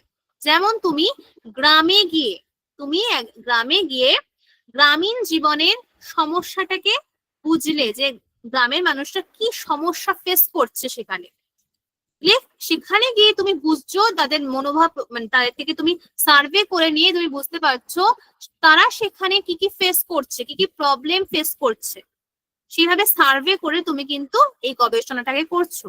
এটা কিন্তু কোয়ালিটেটিভ রিসার্চ। এবং এখানে কিন্তু কেন এবং কিভাবে এর উপর কিন্তু জোর দেওয়া হয়। এই কোয়ালিটেটিভ রিসার্চে কিন্তু কেন এবং কিভাবে এটার উপর কিন্তু জোর দেওয়া হয়, লিখে রাখবে কোয়ালিটেটিভ রিসার্চে কিন্তু কেন কিভাবে এর উপর জোর দেওয়া হয়। এবং এখানে কিন্তু তথ্য সংগ্রহের কৌশল কেমন করে করবে, এখানে কিন্তু অবজারভেশন, তুমি অবজার্ভ করবে গ্রামে বা যেখানে গিয়ে তুমি রিসার্চটা করবে সেখানে তুমি সার্ভে করবে মানুষের থেকে এবং তুমি অবজার্ভ করবে, পর্যবেক্ষণ করবে এবং ইন্টারভিউস, সাক্ষাৎকার নেবে। এবং এখানে কিন্তু বিভিন্ন ধরনের ডকুমেন্টস এইগুলো ব্যবহার করে কিন্তু বিভিন্ন ধরনের তথ্য সংগ্রহ করা হয়। একটা সার্ভের মাধ্যম দিয়ে কিন্তু এখানে তথ্য সংগ্রহ করা হয়। এবং লিখে রাখবে কোয়ালিটেটিভ রিসার্চে কিন্তু ইন্ডাকটিভ মেথডস ব্যবহার করা হয়। ইন্ডাকটিভ মেথডস কিন্তু কোয়ালিটেটিভ রিসার্চে ব্যবহার করা হয়। এবং এখানে কোয়ালিটেটিভ রিসার্চে কিন্তু আগে থেকে গবেষণা, অনুমান, হাইপোথেসিস তৈরি করতে হয় না। তোমাকে কিন্তু এখানে গবেষণার সময় হাইপোথেসিস তৈরি করতে হবে, ঠিক আছে?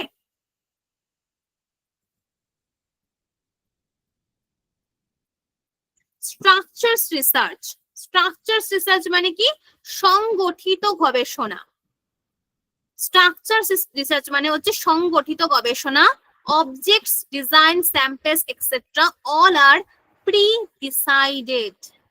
এখানে কিন্তু লক্ষ্য, পরিকল্পনা, নমুনা সবকিছুই কিন্তু আগে থেকেই নির্ধারণ করা হয়ে থাকে এবং এটা কিন্তু তুলনামূলকভাবে বেশি কঠোর এবং নিয়ন্ত্রিত হয় স্ট্রাকচারস রিসার্চ।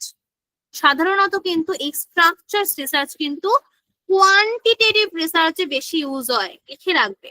এই স্ট্রাকচারস রিসার্চ কিন্তু কোয়ান্টিটেটিভ রিসার্চে ইউজ হয়। এরপরে হচ্ছে কি আনস্ট্রাকচারস রিসার্চ। এটা কি? এটা হচ্ছে অসংগঠিত গবেষণা। It decides the flexibility as objectives, design, samples, etc. are not pre-decided.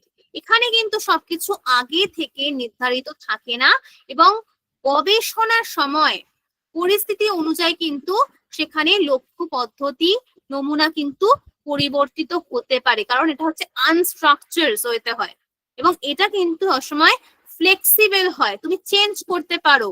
এই ধরনের রিসার্চে তুমি কিন্তু চেঞ্জ করা যায়, ফ্লেক্সিবল হয় কারণ এটা। এবং এইটা কিন্তু সবসময় কোয়ালিটেটিভ রিসার্চে ব্যবহৃত হয়। আনস্ট্রাকচারস এটা কিন্তু কোয়ালিটেটিভ রিসার্চে ব্যবহৃত হয়। তাহলে এটা কিন্তু মানে লিখে রাখবে, স্ট্রাকচারস রিসার্চ কোয়ান্টিটেটিভ রিসার্চে ব্যবহৃত হয়, আর আনস্ট্রাকচারড রিসার্চ কোয়ালিটেটিভ মেথডসে কিন্তু ব্যবহৃত হয়।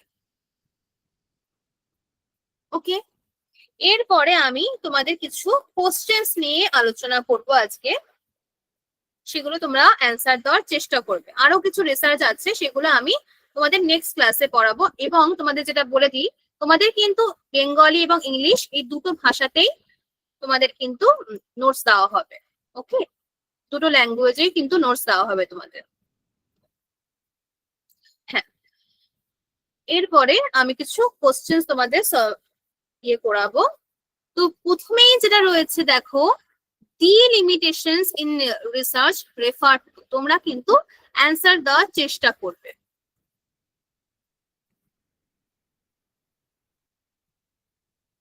Delimitations in research refers to, কি হবে এটা? Ethical boundaries of a study, narrowing the scope of a study, limitations beyond the researcher's control, errors in data collections. কোনটা হতে পারে?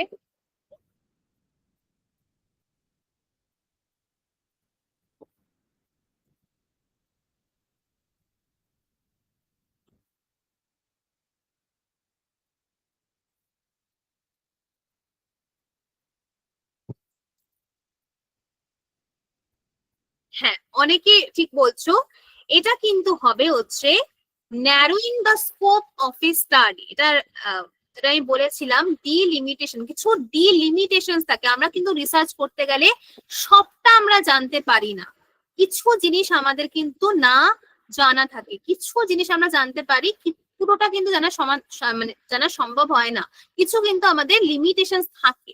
সেই জন্য এটার অ্যান্সার কিন্তু হবে বি। ওকে, এরপরে বলো, debriefing in research is conducted.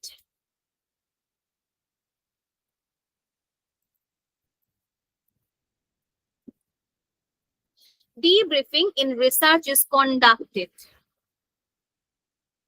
before the experiments begins, during data analysis, after participants have completed the study, when forming a hypothesis.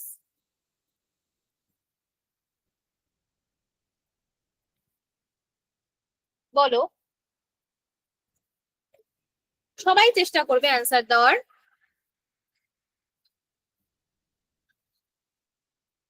তোমাদের ক্লাসে এগুলো সবই করানো হবে, যে বলছো সবটাই তোমাদের পরবর্তী যে ক্লাস রয়েছে পুরো ইন ডেপথ ফার্স্ট থেকে আমাদের ডিসকাশন করা হবে।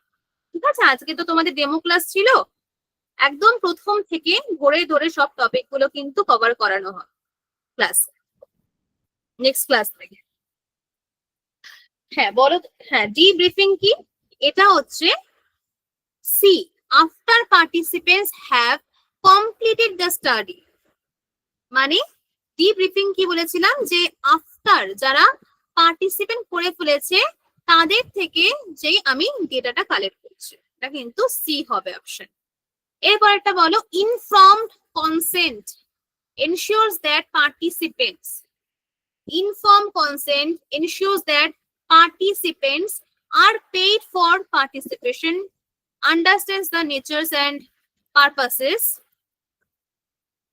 and do not know about the study's aims, are deceived to maintain validity. কি হতে পারে এটা? ইনফর্ম কনসেন্ট,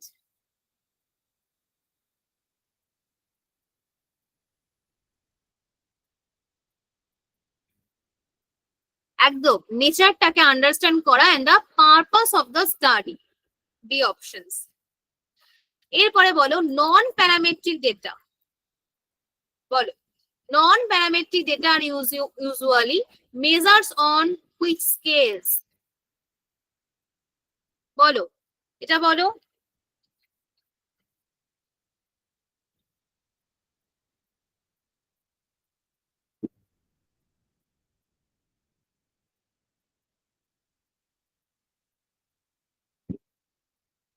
একদম, এটার কিন্তু অ্যান্সার কি হবে? Ordinal or nominal, ordinal or nominal, একদম। এরপর এটা বলো, parametric data include, parametric data includes,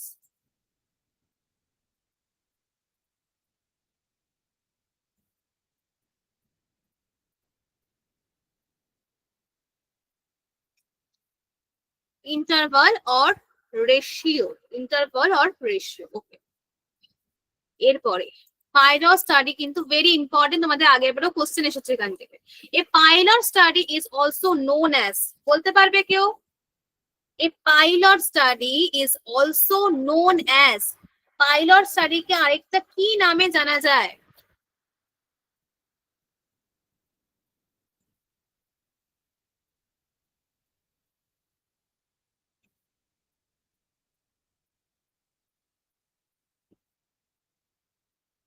একদম, a preliminary or mini study. কেন কেন বলা হচ্ছে মিনি স্টাডি? কারণ ছোট, মানে আমি দেখবো যে পলিসিটাকে একটা ছোট জায়গাতে ইম্প্যাক্ট করব এবং সেই পলিসিটার কি প্রভাব ফেলছে, সেই পলিসিটা করে একটা ইতিবাচক প্রভাব পড়তে পারে আবার নেতিবাচক প্রভাবও পড়তে পারে। সেই জন্য আগে আমি একটা ছোট লোকালিটিতে করে দেখবো যে সেটার ইম্প্যাক্টটা কি পড়ছে। সেই জন্য কিন্তু সেটাকে কি বলা হচ্ছে? মিনি স্টাডি, ছোট। এটা মনে রাখবে, ছোট স্টাডি বা ছোট লোকালিটিতে আগে করে দেখা হচ্ছে যে ইম্প্যাক্ট কি পড়বে। এটার ফলে ভালো ইম্প্যাক্ট পড়লে সেটা আমি বড় এলাকাতে সেটা ইন্ট্রোডিউস করাবো, কিন্তু যদি বাজে ইম্প্যাক্ট পড়ে আমি সেটা করাবো না। এটাকে এই জন্য বলা হচ্ছে কি a mini study or pilot study. এরপরেরটা বলো, এক মিনিট।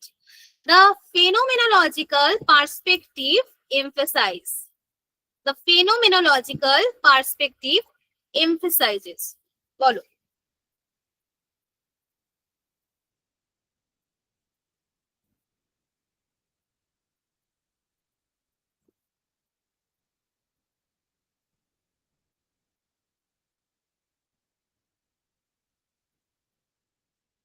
হ্যাঁ, একদম, পার্টিসিপেন্টস লিভড এক্সপিরিয়েন্স। কেন কি বলেছিলাম আমি? এই ফেনোমেনোলজিক্যাল পার্সপেক্টিভে আমি বলেছিলাম যে যারা পার্টিসিপেন্ট করবে তার পয়েন্ট অফ ভিউতে আমরা যখন কোনো কিছুকে বোঝার চেষ্টা করব, যারা পার্টিসিপেন্ট করছে তার পয়েন্ট অফ ভিউতে আমরা যখন কোনো কিছুকে বোঝার চেষ্টা করব, তাকে কিন্তু বলা হয় কি এই ফেনোমেনোলজিক্যাল পার্সপেক্টিভ। সেই জন্যই বলা হচ্ছে কি পার্টিসিপেন্টস লিভড এক্সপিরিয়েন্স। এরপরে বলো দা প্লেসবো এফেক্ট। হ্যাঁ, এক minute. The placebo effect demonstrates the influence of fake treatment on real outcomes. Role of medications only, researchers bias, data manipulations. কি হবে?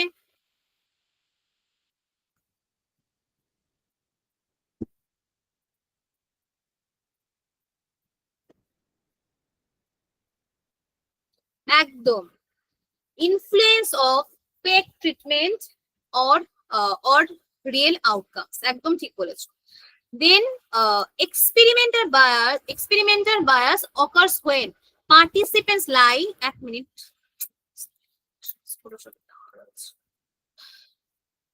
researchers unintentionally influences the study outcome, data is missing and instruments malfunctions. কখন হয় experimental bias? কখন occurs হয়? কখন হয় এটা?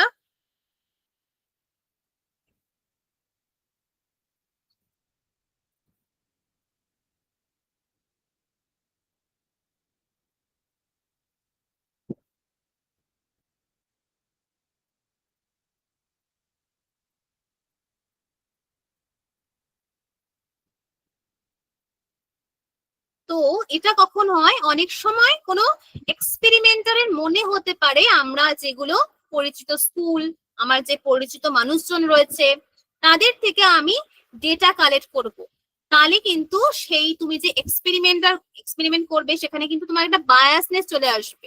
তুমি যদি তোমার পরিচিত কারোর থেকে জিনিসগুলো কালেক্ট করো, ডেটাগুলোকে কালেক্ট করো, তাহলে রিসার্চার যে এক্সপেরিমেন্ট করছে তার তরফ থেকে যে বায়াসনেসটা আমি পাচ্ছি সেটাকে বলা হয় কি এক্সপেরিমেন্টাল বায়াস। রিসার্চার আনইনটেনশনালি, তার কোনো ইন্টেনশন ছিল না, বাট সে কিন্তু তার থেকে কালেক্ট করে নিয়েছে, সেটাকে কি বলা হচ্ছে? Experimental bias. এরপরে বলো দ্য হরথোন effects. The Hawthorne's effect refers to participant improving because they are being observed, errors in observations, random sampling, control group manipulation. কি বলেছিলাম? এটাও কিন্তু খুব ইম্পর্টেন্ট একটা কোশ্চেন, হরথোন এফেক্ট।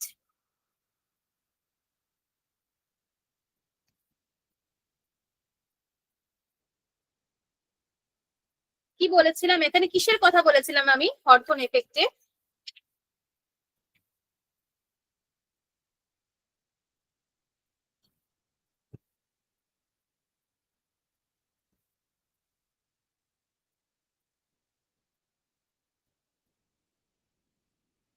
হ্যাঁ, যখন কেউ তোমাকে অবজার্ভ করার সময় যদি তুমি বিহেভিয়ারটাকে মনে রাখবে, এখানে কিন্তু একটা বিহেভিয়ারের তোমরা কিন্তু কি ওয়ার্ডস গুলোকে অনেক সময় কিন্তু তোমাদের কিছু মনে না থাকলেও কি ওয়ার্ডস গুলো থেকে তোমরা যদি মনে করে যেতে পারে যে এই কি ওয়ার্ডস কি ছিল, এখানে কিন্তু অবজার্ভ, এটা কিন্তু একটা কি ওয়ার্ডস হরথোন এফেক্টে।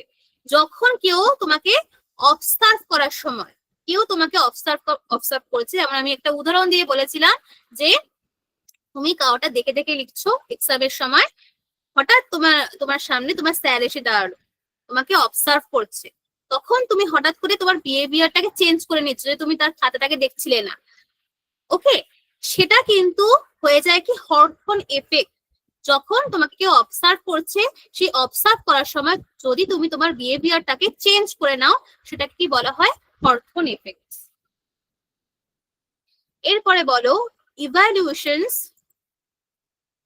apprehension happens when participants compete for rewards, fear negative judgments from others, refuse to join the study, lose interest in the research.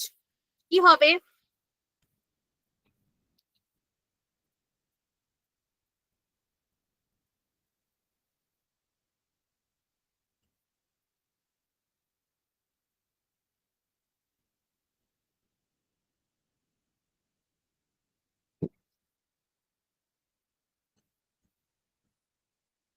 একদম, যখন pure negative judgements from others. আমি একটা উদাহরণ দিয়ে বলেছিলাম যে এ এবং বি দুজনে হচ্ছে কম্পিটিটর, এবং কম্পিটিটর বলে নেগেটিভ জাজমেন্টস করছে, পারস্পরিকের প্রতি নেগেটিভ একটা জাজমেন্টস দিচ্ছে, এবং ভয় পাচ্ছে। তোমার মধ্যে যে তথ্যগুলো রয়েছে, এর মধ্যে যে তথ্যগুলো রয়েছে, সে বি কে দিতে ভয় পাচ্ছে।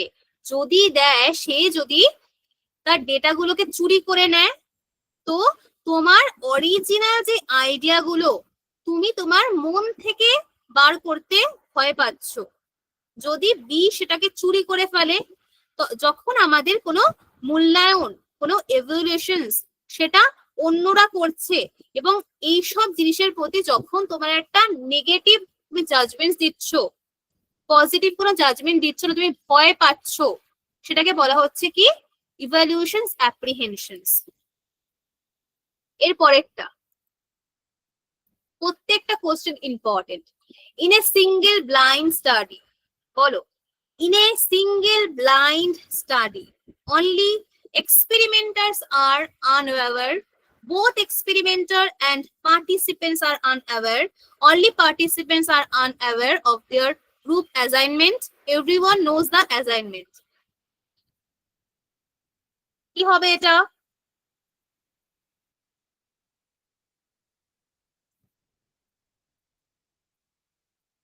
এখানে কি বলেছিলাম আমি? এখানে শুধুমাত্র পার্টিসিপেন্টরা কিন্তু ব্লাইন্ড থাকে। সিঙ্গেল ব্লাইন্ড স্টাডিতে কি হয়? শুধুমাত্র কিন্তু পার্টিসিপেন্টরা ব্লাইন্ড থাকে। ওকে, এখানে কিন্তু অপশনস কি হবে? Only participants, participants are unaware of their group assignment. এটা কিন্তু অ্যান্সার হবে, অ্যান্সার সি। এর পরেরটা, ইনে এক minute, in a double blind study only participants know the treatment, only experimenters know the assignment, both participants and experimenters are unaware, only data analyzed are unaware. কি বলেছিলাম double blind স্টাডিতে কি হয়?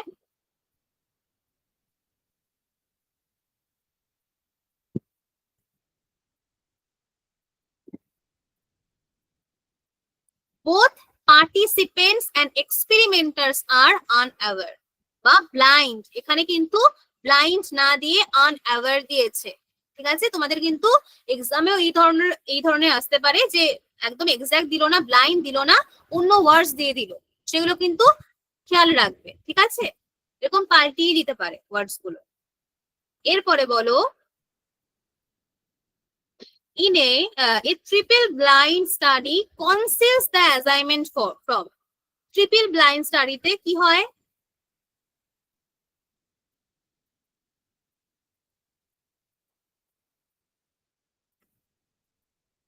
Participant, experimenters and data analysed, তিনজনেই মানে।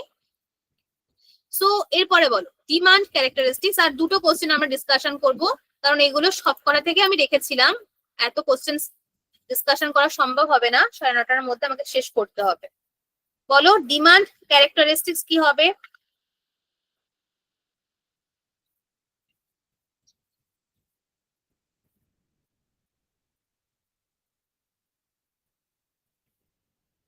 একদম clues that, হ্যাঁ answer দেখা যাচ্ছে। আচ্ছা, আমি অ্যান্সার গুলোকে ডিলিট করতে ভুলে গেছিলাম। সো এখানে কিন্তু ক্লুজ এর ব্যাপার আমি বলেছিলাম যে ডিমান্ড ক্যারেক্টারিস্টিক্স কি, আমি যখন কোনো একটা ডেটা কালেক্ট করছি আমি তোমাকে এমন কিছু ক্লু দেব, তুমি সেখানে হয় ইয়েস অ্যান্সার দেবে, নয় নো অ্যান্সার দেবে। ডিমান্ড ক্যারেক্টারিস্টিক্স কি, মানে ক্যারেক্টারিস্টিক্স কি, এখানে কিন্তু একজন রিসার্চার আমি পার্টিসিপেন্টের থেকে কোনো এক ধরনের রেসপন্স চাচ্ছি, নির্দিষ্ট এক ধরনের আমি রেসপন্স চাচ্ছি, আমার প্রশ্নগুলোকে আমি এমন ভাবে মডিফাই করছি, তোমাকে ইয়েস দিতে বাধ্য করা হবে, সেটাকে কি বলা হয়? Demand characteristics. Clues that reveal research purpose to participants, that is demand characteristics. আরেকটা কোশ্চেন লাস্ট, 1 মিনিট দাঁড়াও।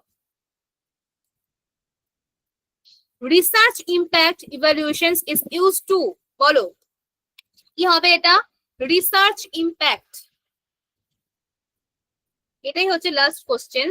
Research impact evaluations is used two,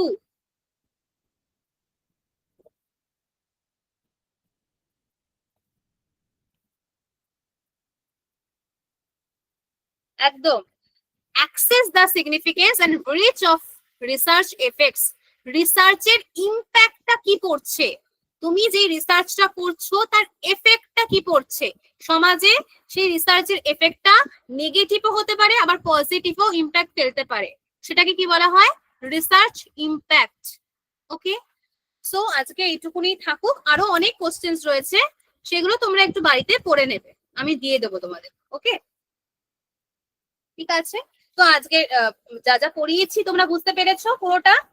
আজকে যা যা পড়িয়েছি তোমাদের, এর পরের ক্লাস থেকে আমরা আরো ডিটেলসে ক্লাস করা শুরু করব, একদম প্রথম থেকে।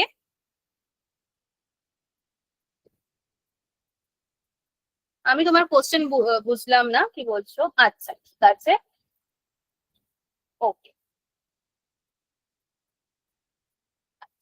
ঠিক আছে তাহলে।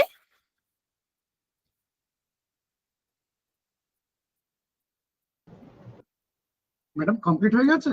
হ্যাঁ হ্যাঁ, থ্যাংক ইউ ম্যাডাম। আচ্ছা আমি একটু তোমাদের গ্রুপটা ওপেন করে দিচ্ছি, যদি একটা দুটো সেন্টেন্সে তোমাদের একটু ফিডব্যাক শেয়ার করো।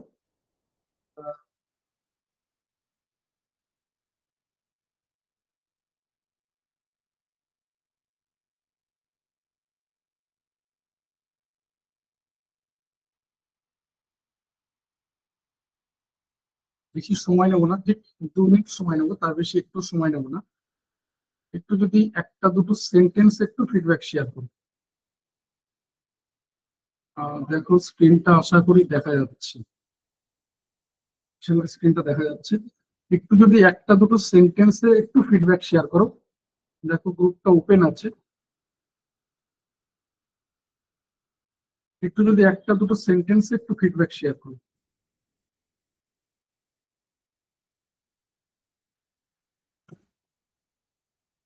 আমি আজ জানিয়ে দিচ্ছি যে পিডিএফ নোটস গুলো কিভাবে পাবে। আবারও বলছি, পিডিএফ নোটস তোমাদের জন্য, আমার কোনো কাজে লাগবে না, যিনি পড়াচ্ছেন ম্যাডাম তারও কোনো কাজে লাগবে না। তো সেই জন্য বলছি এটা তোমাদের জন্য, তোমাদের কাছে পৌঁছাবেই। আমি তো যেটা ওখানে লিখিত পাঠিয়েছি যে পিডিএফ নোটস তোমাদের কাছে তোমরা পাবেই। দেখবে এই সেন্টেন্সটা লেখা রয়েছে, আমি পাবে বলিনি, পাবেই। আবারও বলছি, খুব কনসেপ্ট ক্লিয়ার করে ক্লাস হবে। শুধু এটুকু বলতে পারি, যেহেতু হাতের সময় কম, সেক্ষেত্রে নাম্বার অফ ক্লাস বাড়তে পারে, কিন্তু অতি ধৈর্যের সাথে ক্লাস হবে। এবং কখনো তোমার মনে হবে না যে যাই হোক করে যেভাবে খুশি একটা সিলেবাস শেষ করে দিলাম, যে একটা দুটো ক্লাসের মধ্যে হয়ে গেল, এরকমটা কখনো হবে না। তো সেই পয়েন্ট অফ ভিউ থেকে বলছি যে in depth details A class হবে। এবার তুমি কি করতে পারবে, কতটা নিতে পারবে, এ দায়িত্ব তোমার। কিন্তু আমার দিক থেকে খুব ডেপথ থেকে ক্লাস হবে সব সাবজেক্ট, এবং আলাদা আলাদা সাবজেক্টের এক্সপার্ট ফ্যাকাল্টি থাকবে। মানে আমাকে ধরলে এখনো পর্যন্ত 4জন ফ্যাকাল্টিকে দেখেছো, মানে এ বাদ দিয়ে আরো তোমার দুজন ম্যাডাম থাকবেন, দুজন স্যার থাকবেন, আরো দুজন, মানে টোটাল 4জন, সরি 8জন ফ্যাকাল্টি থাকবে 10টা ইউনিটের জন্য। টোটাল 8জন ফ্যাকাল্টি থাকবে 10টা ইউনিটের জন্য।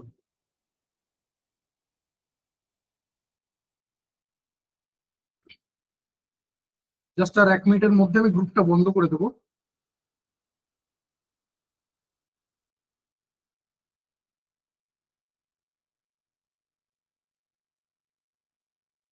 জাস্ট 1 মিনিটের মধ্যে গ্রুপটা বন্ধ করে দেবো।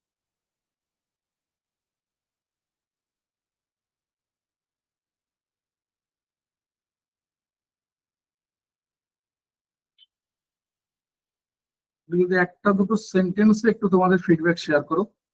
পিডিএফ নিয়ে আমি বলে দিচ্ছি, আজকে ক্লাসে আমি জানিয়ে দিচ্ছি কিভাবে কি পিডিএফ পাবে না পাবে, সব আমি জানিয়ে দিচ্ছি। পিডিএফ তোমাদের জন্য, পিডিএফ তোমরা পাবে, তোমাদের কাছে যাবে।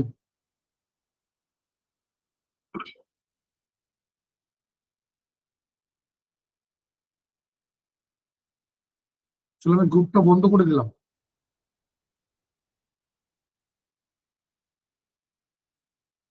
নেক্সট যেটা বলার, যে শুধুমাত্র টাইপ করে পাঠাবে, যেরকমটা এই জায়গাটা দেখো কমন জায়গা, শুধুমাত্র টাইপ করে পাঠাবে, কোনো রকম স্ক্রিনশট বা ছবি তুলে পাঠাবে না, বা ইমেজ পাঠাবে। যেটা বলার পরও প্রতিদিন দেখি 1জন 2জন করে পাঠাচ্ছে, তো তাদের কাছে যাচ্ছে না অ্যাজ ইউজুয়াল, কারণ এটা কিন্তু সিস্টেম সফটওয়্যারের মাধ্যমে যাবে। আমি ব্যক্তিগতভাবে ম্যানুয়ালি কিন্তু পাঠাচ্ছি না। অর্থাৎ এই জায়গাটা মনে রেখো যে সিস্টেম সফটওয়্যার ও স্ক্রিনশট বা ছবি বা ইমেজ রিড করতে পারে না। ঠিক আছে, আচ্ছা জানিয়ে রাখি যে কিভাবে ইয়ে পাবে, ওই পিডিএফ নোটস গুলো পাবে। আমি বলে দিই, আগামীকাল অঙ্কের ক্লাস রয়েছে, এবং মানে আগামীকাল অঙ্ক এবং ডিআই দুটো নিয়ে ডিসকাশন হবে। ডিআই তো আমরা খুব ডেপথে যাব না, ডিআই এর একটা বেসিক জায়গা আমরা ডিসকাস করব, মানে ডিআই ব্যাপারটা কি, কোন কোন জায়গায় আমাদের কাজে লাগবে। মূলত আমরা ম্যাথ না জানলে ডিআই আমরা করতে পারবো না। মূলত ম্যাথ আমাদের জানাটা ভীষণভাবে জরুরি। অঙ্ক না জানলে আমরা ডিআই খুব একটা কিছু করতে পারবো না ডিআই তে।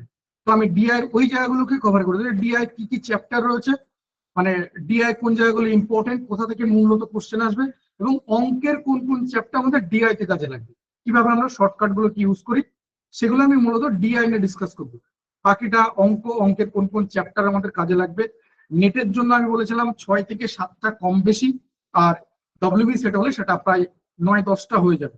তো আমি চ্যাপ্টার গুলো সব লিখে দেবো তোমাদেরকে, কোন কোন চ্যাপ্টার গুলো কি করতে হবে, বা ডিআই এর জন্য কোন কোন চ্যাপ্টার গুরুত্বপূর্ণ। এবং আমরা কিছু অঙ্ক প্র্যাকটিস করব, যেগুলো আমাদের বিভিন্ন প্রিভিয়াস ইয়ারে এনটি নেট বা ডব্লিউবি সেট করেছে, সেরকম টাইপের কিছু কোশ্চেন আমরা আগামীকাল প্র্যাকটিস করব। তো আগামীকাল এই 3টে মূলত আমাদের গুরুত্বপূর্ণ ক্লাসটা। মনে রেখো, আগামীকাল যে ক্লাসটা হবে সেটা সর্বাধিক গুরুত্বপূর্ণ। তার মধ্যে প্রথম যেটা বললাম, অঙ্ক এবং ডিআই নিয়ে বিস্তারিত আলোচনা করা হবে। দ্বিতীয় যেটা, আগামীকাল একটা মাস্টার সিক্রেট কোড শেয়ার করা হবে। এতদিন পর্যন্ত শুধুমাত্র সিক্রেট কোড শেয়ার করা হয়েছে, আগামীকাল মাস্টার সিক্রেট কোড শেয়ার করা হবে, যার সাহায্যে বিগত সমস্ত ক্লাসের রেকর্ডিং এবং পিডিএফ নোটস, আবার রিপিট করছি, রেকর্ডিং এবং পিডিএফ নোটস একসঙ্গে এক জায়গায় পেয়ে যাবে। অর্থাৎ এই যে মাস্টার সিক্রেট কোড যেটা বলছি, এই মাস্টার সিক্রেট কোডের সাহায্যে রেকর্ডিং এবং পিডিএফ নোটস একসঙ্গে এক জায়গায় পেয়ে যাবে। মানে কোনো একজন ক্যান্ডিডেট ধরো গতকাল কমিউনিকেশন বা তার আগের দিন টিচিং অ্যাপটিটিউড বা তার আগের দিন রিজনিং কোন একটা মিস করে গেছো বা দুটো মিস করে গেছো, তারাও কিন্তু আগামীকাল যে মাস্টার সিক্রেট কোড শেয়ার করা হবে সেটাতে তুমি বিগত ক্লাসগুলোর রেকর্ডিং বা পিডিএফ নোটস পেয়ে যাবে। তাহলে আগামীকাল এই দ্বিতীয় গুরুত্বপূর্ণ জায়গা বুঝতে পারছো। 3 নম্বর যেটা, আগামীকাল ক্লাসে আগামী দিনের ক্লাস সম্পর্কে জানিয়ে দেওয়া হবে। অর্থাৎ আগামীকাল আমাদের যে রুটিন শেয়ার করা হয়েছিল, আগামীকাল লাস্ট ক্লাস, তার মানে এই না যে ক্লাস শেষ হয়ে যাচ্ছে। এরপর একটা নতুন ব্যাচ ক্রিয়েট করা হবে, নতুন গতিতে নতুন উদ্যমে একদম একটা সাপ্তাহিক রুটিন মেনে ক্লাস হবে। আমি শুরুতেও বললাম যেটা, যে নাম্বার অফ ক্লাস বাড়তে পারে কিন্তু কখনো এরকম মনে হবে না যাই হোক করে সিলেবাস শেষ করা হয়েছে। ইউনিট ওয়াইজ আলাদা আলাদা ফ্যাকাল্টি থাকবে এবং যেটা আবারও বলছি, কখনো তোমার মনে হবে না যে যাই হোক করে সিলেবাস শেষ করা হয়েছে। ইন ডিটেলসে অতি ধৈর্যের সাথে ডেপথে ক্লাস হবে এবং প্রত্যেকটা ক্লাসের পর দেখবে কিছু এমসিকিউ ডিসকাশন হচ্ছে, এই 5, 7টা 10টা এরকম ডিসকাশন হবে অন অ্যান অ্যাভারেজ বলছি। এছাড়া আলাদা প্র্যাকটিস ক্লাস থাকবে। মানে ধরো রিসার্চ অ্যাপটিটিউড ক্লাস হয়ে গেল, ধরো মোটামুটি একটা ক্লাস না 3-4টে ক্লাস হয়ে গেল, এরপর দেখবে আলাদা করে রিসার্চ অ্যাপটিটিউডের পর প্র্যাকটিস ক্লাস এসছে। এই প্র্যাকটিস ক্লাস মানে যেখানে শুধুমাত্র এমসিকিউ ডিসকাশন হবে, 1.5 ঘন্টা ক্লাস, 90 মিনিটের টার্গেট থাকবে 90 থেকে 100টা এমসিকিউ প্র্যাকটিস করা, ঠিক যেমনটা কথা দিচ্ছি এরকম। এবং যেটা বললাম যে আলাদা আলাদা ফ্যাকাল্টি থাকবে। তো আগামীকাল ক্লাসে নতুন ব্যাচ সম্পর্কে আমি বিস্তারিত জানিয়ে দেবো, যে নতুন ব্যাচে অ্যাডমিশন কিভাবে নেবে, নতুন ব্যাচের অ্যাডমিশন প্রসেস কি রয়েছে, কোর্স ফি কি হবে। কোর্স ফির ক্ষেত্রে জানিয়ে রাখি, কোর্স ফি থাকবে সর্বনিম্ন, মানে শুধুমাত্র মধ্যবিত্ত নিম্ন মধ্যবিত্ত না, একদম নিম্নবিত্ত ছেলে মেয়েটাও যাতে পড়ার সুযোগ পায়, কোর্স ফি যেন বাধা না হয়, এত কম কোর্স ফি থাকবে। বা অন্যভাবে বললে বলতে পারি, তোমার পরিচিত মেজো সেজো যে সমস্ত ইনস্টিটিউট রয়েছে, আমি বড়দের কথা বাদ দিচ্ছি, তুমি যাকে বড় মনে করো আমি তাদের কথা বাদ দিচ্ছি, মেজর সেজো যারা রয়েছে তাদের থেকেও কোর্স ফি অনেক কম থাকবে। আর কোয়ালিটি অফ এডুকেশন তুমি যাদেরকে বড় মনে করো তারাও ধারে কাছে পৌঁছাতে পারবে না, কথা দিলাম। আর যেটা বলার, যে আগামীকাল ক্লাসে আমি সমস্ত কিছু কভার ক্লিয়ার করে দেবো, যে সাপ্তাহিক রুটিন কি হবে, কোন কোন স্যার ম্যাডাম ক্লাস নেবেন, কখন কোন টাইমে ক্লাসগুলো হবে, মানে সাপ্তাহিক রুটিন। ঠিক আছে, মূলত ক্লাসগুলো রাত 9টা থেকে থাকবে। হয়তো একটা ক্লাস থাকতে পারে সন্ধ্যে 7টা, বাকি সব ক্লাসই রাত 9টা থেকে থাকবে। যেহেতু আমরা একটু ম্যাচিওর, আমাদের বেশ কিছু রেসপন্সিবিলিটি রয়েছে, তো 9টায় আশা করি সবাই ফাঁকা থাকবে। ক্লাসগুলো 1.5 ঘন্টা করে, 9টা থেকে 10:30টা পর্যন্ত ক্লাস হবে, কিন্তু একটা দুটো ক্লাস সন্ধ্যে 7টায় থাকতে হবে, ম্যাক্সিমাম ক্লাস রাত 9টায় থাকবে। তো ক্লাসের ডিউরেশন, ক্লাসের টাইমিং, কোর্সের ডিউরেশন সমস্ত কিছু আমি আগামীকাল ডিটেলসে শেয়ার করব। ঠিক আছে, এই 3টে পয়েন্ট, ম্যাথ এবং ডিআই নিয়ে ডিটেলসে তোমাদের সাথে ডিসকাশন হবে। আগামীকাল একটা মাস্টার সিক্রেট কোড শেয়ার করা হবে, যার সাহায্যে বিগত সমস্ত ক্লাসের রেকর্ডিং এবং পিডিএফ নোটস একসঙ্গে এক জায়গায় পেয়ে যাবে। তৃতীয় যেটা, যে আগামীকাল ক্লাসে নতুন ব্যাচ সম্পর্কে বিস্তারিত জানতে হবে, যে নতুন ব্যাচে অ্যাডমিশন কিভাবে নেবে, অ্যাডমিশনের প্রসেস কি রয়েছে, কোর্স ফি কি হবে, তোমার ক্লাসের ডিউরেশন, ক্লাসের টাইমিং, কোর্সের ডিউরেশন, কোন কোন স্যার ম্যাডাম ক্লাস নেবে, সাপ্তাহিক রুটিন কি রয়েছে, সমস্ত কিছু আমি আগামীকাল ক্লাসে ডিটেলসে শেয়ার করে দেবো। 8টা থেকে পুরো মোটামুটি 9টা 15 পর্যন্ত ধরে নাও ম্যাথ এবং ডিআই নিয়ে থাকবে। 9টা 15 পর আমি নতুন ব্যাচ সম্পর্কে ডিটেলসে জানিয়ে দেবো এবং একদম শেষে মাস্টার সিক্রেট কোড। 9:30 পর্যন্ত ক্লাস থাকবে, অর্থাৎ 1.5 ঘন্টায় ক্লাস থাকবে। আগামীকাল লাইভ ক্লাস কেউ মিস করবে না, রবিবার রয়েছে, আশা করি সবার ছুটি রয়েছে, কিন্তু লাইভ ক্লাস মিস করে গেলে তুমি সমস্ত কিছু মিস করে যাবে। আশা করি কারণ বলার দরকার নেই, কারণ গ্রুপে কোনো কিছু শেয়ার করা হবে না। আমি আবারও বলছি, গ্রুপে কোনো কিছু শেয়ার করা হবে না, কোনো কিছু গ্রুপে শেয়ার করা হবে না। আমি কোডে চলে আসছি, যে শুধুমাত্র হোয়াটসঅ্যাপ করবে, নিচে যে মোবাইল নাম্বার দেওয়া রয়েছে। আগামীকাল কিন্তু মোবাইল নাম্বারটা পাল্টে যাবে, সিক্রেট কোডের ধরনটা পাল্টে যাবে। সিক্রেট কোডটা হচ্ছে এটা, যেটা হাইলাইট করা রয়েছে, লাভ ইউ মাস্টারজি, এটা হচ্ছে সিক্রেট কোড যেটা হাইলাইট করা রয়েছে। আবার বলছি, এটা হচ্ছে সিক্রেট কোড লাভ ইউ মাস্টারজি। আর নাম্বারটা সেম আছে। গত কয়েকদিন ধরে যারা সিক্রেট কোড পাঠাচ্ছ, বা গতকাল বা গত পরশু, তারা কিন্তু এই নাম্বারটা তাদের কাছে পরিচিত। আগামীকাল এই নাম্বারটা কিন্তু পাল্টে যাবে, 6291515880, এটা হচ্ছে হোয়াটসঅ্যাপ নাম্বার। আর এই নাম্বারে এই কোডটাকে লিখে পাঠাবে, লাভ ইউ মাস্টারজি, এই কোডটাকে লিখে পাঠাবে, তাদের কাছে পৌঁছে যাবে। আগামীকাল মাস্টার সিক্রেট কোড শেয়ার করা হবে, যার সাহায্যে বিগত সমস্ত ক্লাসে তুমি কোনো একটা ক্লাস বা দুটো ক্লাস মিস করে গেছো, তাদের রেকর্ডিং বা পিডিএফ নোটস পাওনি, আগামীকালকের মাস্টার সিক্রেট কোডের সাহায্যে এই সমস্ত ক্লাসের রেকর্ডিং এবং পিডিএফ নোটস একসঙ্গে এক জায়গায় পেয়ে যাবে। 6291515880, এটা হচ্ছে হোয়াটসঅ্যাপ নাম্বার, আর কোডটা হচ্ছে লাভ ইউ মাস্টার 6291515880। এটা হচ্ছে হোয়াটসঅ্যাপ নাম্বার। আগামী মানে বিগত দিনগুলোতে যারা পাঠিয়েছে তাদের জন্য খুব সুবিধা হবে। আর কোডটা হচ্ছে লাভ ইউ মাস্টার। সরি, একটু আমাকে জানিও যে কত নম্বর গ্রাফে দাঁড়িয়ে রয়েছে। যদি খুব অসুবিধা না থাকে তুমি জানাতে পারো, এটা তারা রিলেট করতে পারবে যারা একদম প্রথম দিন থেকে ক্লাসে রয়েছে। আর আগামীকাল লাইভ ক্লাস মিস করো না, বারবার বলছি আগামীকাল লাইভ ক্লাস মিস করে গেলে সবকিছু মিস করে যাবে। আবারও বলছি কোর্স ফি সবার সাধ্যের মধ্যে থাকবে। কখনো তোমার মনে হবে না যে কোর্স ফি কোন একটা কোর্স করার জন্য বা প্রিপারেশন নেওয়ার জন্য বাধা হয়ে দাঁড়াবে। এতটাই কম কোর্স ফি থাকবে, মানে যে কারোর কাছে এটা মানে কখনো বোঝা মনে হবে না কোর্স ফি। আর যদি কোয়ালিটি অফ এডুকেশন বলো, ধারে কাছে পৌঁছাতে পারবে। মক টেস্টের ক্ষেত্রে আনলিমিটেড মক টেস্টের সুবিধা থাকবে। আবারও বলছি, আমাদের হয়তো হাতে অতদিন টাইম নেই, মানে আমরা যদি খুব কাউন্ট করি তাহলে বোধহয় 70-80 দিন বোধহয় টাইম রয়েছে খুব বেশি হলে। আর ডব্লিউবি সেট হলে অতদিনও টাইম নেই, 65 দিনের মধ্যেই আমাদের ডব্লিউবি সেট রয়েছে, তাই তো? যেরকম বলছি, তো মক টেস্ট যদি তুমি পার ডে 2-3টে করে দাও, তাও দেখবে তুমি মক টেস্ট শেষ করতে পারছো না। এত নাম্বার অফ মক টেস্ট থাকবে। Initially short length mock test থাকবে, মানে আমি যদি রিসার্চ অ্যাপটিটিউডের উপর ধরি তাহলে দেখবে সাব ইউনিট ওয়াইজ তোমার কাছে মক টেস্ট আসছে। এক একটা মক টেস্টে 25টা করে কোশ্চেন থাকবে। আমি খুব কম করে বলছি, ইউনিট ওয়াইজ এরকম মক টেস্ট অন্তত 15টা করে থাকবে। 15-10কে একেবারে খুব কম করে বললেও 150টা মক টেস্ট থাকবে। এছাড়া আলাদা করে ফুল লেন্থ মক টেস্ট থাকবে। এবং ডব্লিউবি সেটকে মাথায় রেখে অফলাইন মক টেস্টের সুবিধা থাকে। অফলাইন মক টেস্ট কিভাবে নেব সেটাও একটু বলে দিই। আগে থেকে ওএমআর শিট শেয়ার করে দেওয়া হবে, তোমাকে ওএমআর শিট প্রিন্ট আউট করে নিজের কাছে রেখে দিতে হবে। ধরে নিলাম আগামীকাল রবিবার বেলা 12টার সময় ঠিক হলো যে আগামীকাল বেলা 12টার সময় অফলাইন মক টেস্ট হবে, যে 12টা থেকে 1টা পর্যন্ত মক টেস্ট। তাহলে 12টা থেকে 1টা, 12টা বাজতে 5 মিনিট বাকি, মানে 11টা 55-তে তোমার কাছে একটা ওএমআর শিট ফিল আপ করার ইনস্ট্রাকশন শেয়ার করা হবে। অর্থাৎ তুমি নিজে থেকে ওই ওএমআর শিটের মধ্যে কোনো কিছু লিখতে পারবে না, নামের জায়গায় নিজের নামটাও লিখতে পারবে না। আমরাই তোমাকে পাঠিয়ে দেবো কোথায় কি লিখবে, নাম, রোল নাম্বার, তোমার রেজিস্ট্রেশন নাম্বার, যা যা কিছু আমরাই লিখে পাঠিয়ে দেবো। তোমাকে সেই অনুযায়ী form fill up OMR sheet fill up করতে হবে। 12টায় মক টেস্ট শুরু হচ্ছে, মানে 12টাতেই কোশ্চেন শেয়ার করা হবে। 1টায় মক টেস্ট শেষ হচ্ছে, 1টা-3-এর মধ্যে তোমাকে ওই যে ওএমআর শিট সেটাকে স্ক্যান করে আবার আমাদেরকে হোয়াটসঅ্যাপ করে পাঠাতে হবে। মনে হতে পারে যে স্যার আপনি কি দেখছেন, আমি বাড়িতে বসে দেখে দেখে লিখি।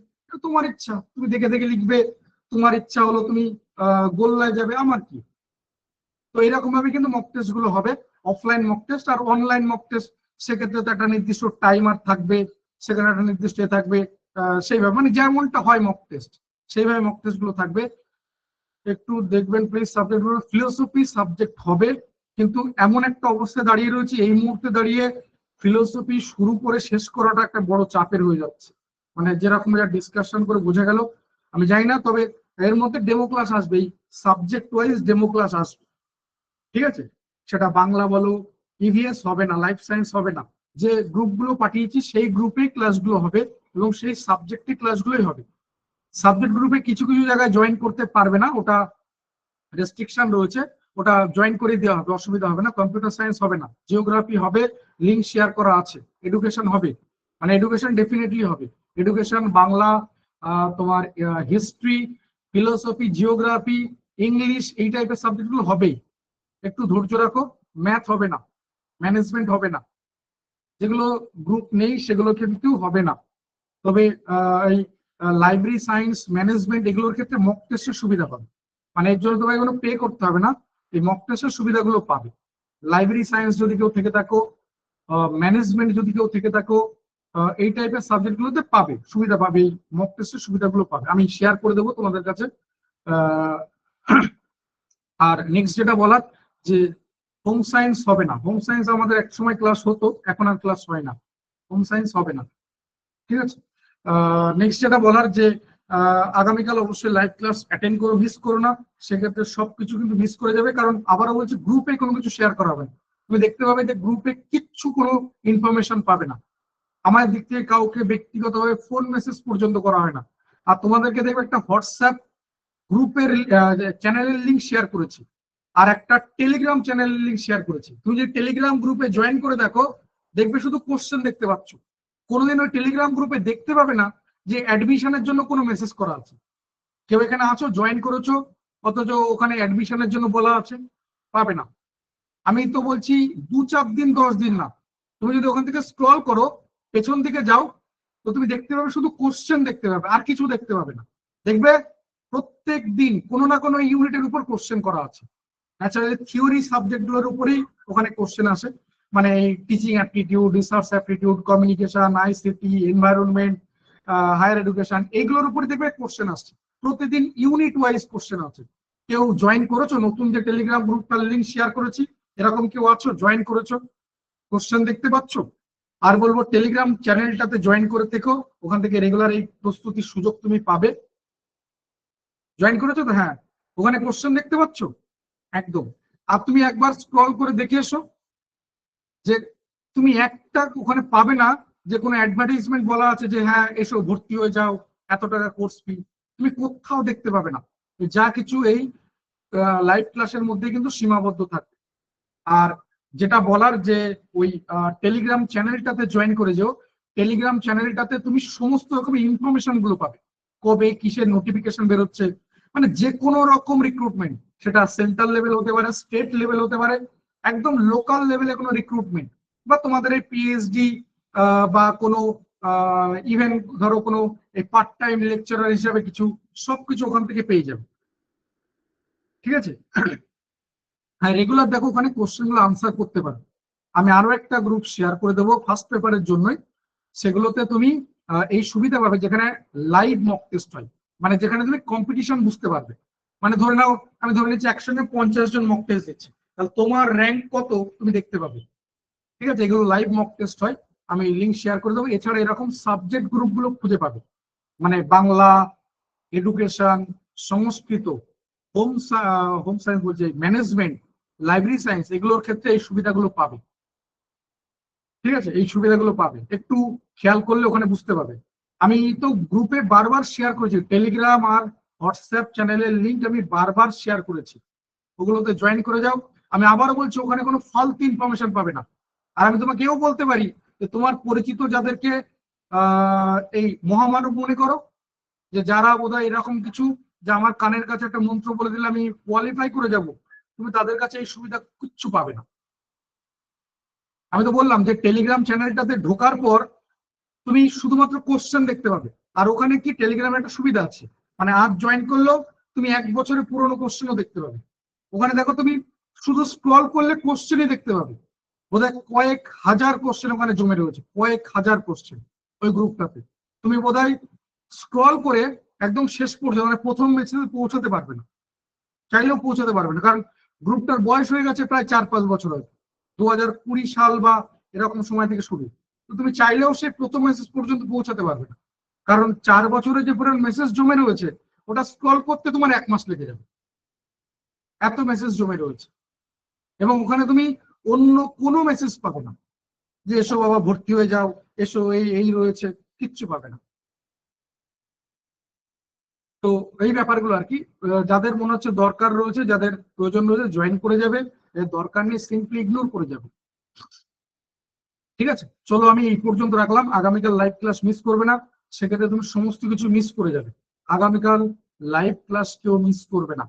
থ্যাংক ইউ সবাইকে, সবাই খুব ভালো থেকো, সাবধানে থেকো, সুস্থ থেকো।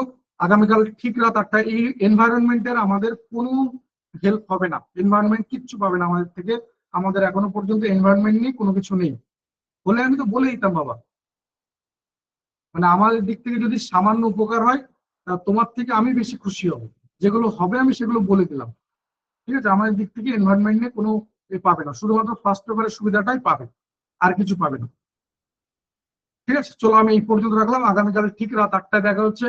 আমি নিজে থাকবো অঙ্কের ক্লাসে, অঙ্ক এবং ডিআই নিয়ে এটা মোটামুটি 1 ঘন্টা 15-20 মিনিটের যেরকম যা ডিসকাশন হয়। অঙ্কের কোশ্চেনে আমরা মূলত কিছু প্র্যাকটিস করব, তবে ডিআই এর একটা বেসিক জায়গা আমি ক্লিয়ার করে দেবো, কিন্তু ডিআই এর কোশ্চেন খুব একটা সলভ করবো না আগামীকাল ক্লাসে। ফার্স্ট পেপার পুরোপুরি পাবে, মানে ফার্স্ট পেপার 100%, পুরোপুরি ফার্স্ট পেপার বলতে যা যা হয় পুরোটা কভার হবে। আবারও বলছি, নাম্বার অফ ক্লাস বাড়বে, যেহেতু হাতের সময় খুব কম, সেক্ষেত্রে নাম্বার অফ ক্লাস কিন্তু বাড়বে। কিন্তু অতি ধৈর্যের সাথে ক্লাস হবে, এটুকু আমি তোমায় কথা দিচ্ছি। থ্যাংক ইউ সবাইকে, সবাই খুব ভালো থেকো, সাবধানে থেকো, সুস্থ থেকো। আগামীকাল ঠিক রাত 8টায় দেখা হচ্ছে। লাইভ ক্লাস মিস করে গেলে সবকিছু মিস করে যাবে। Thank you, good night.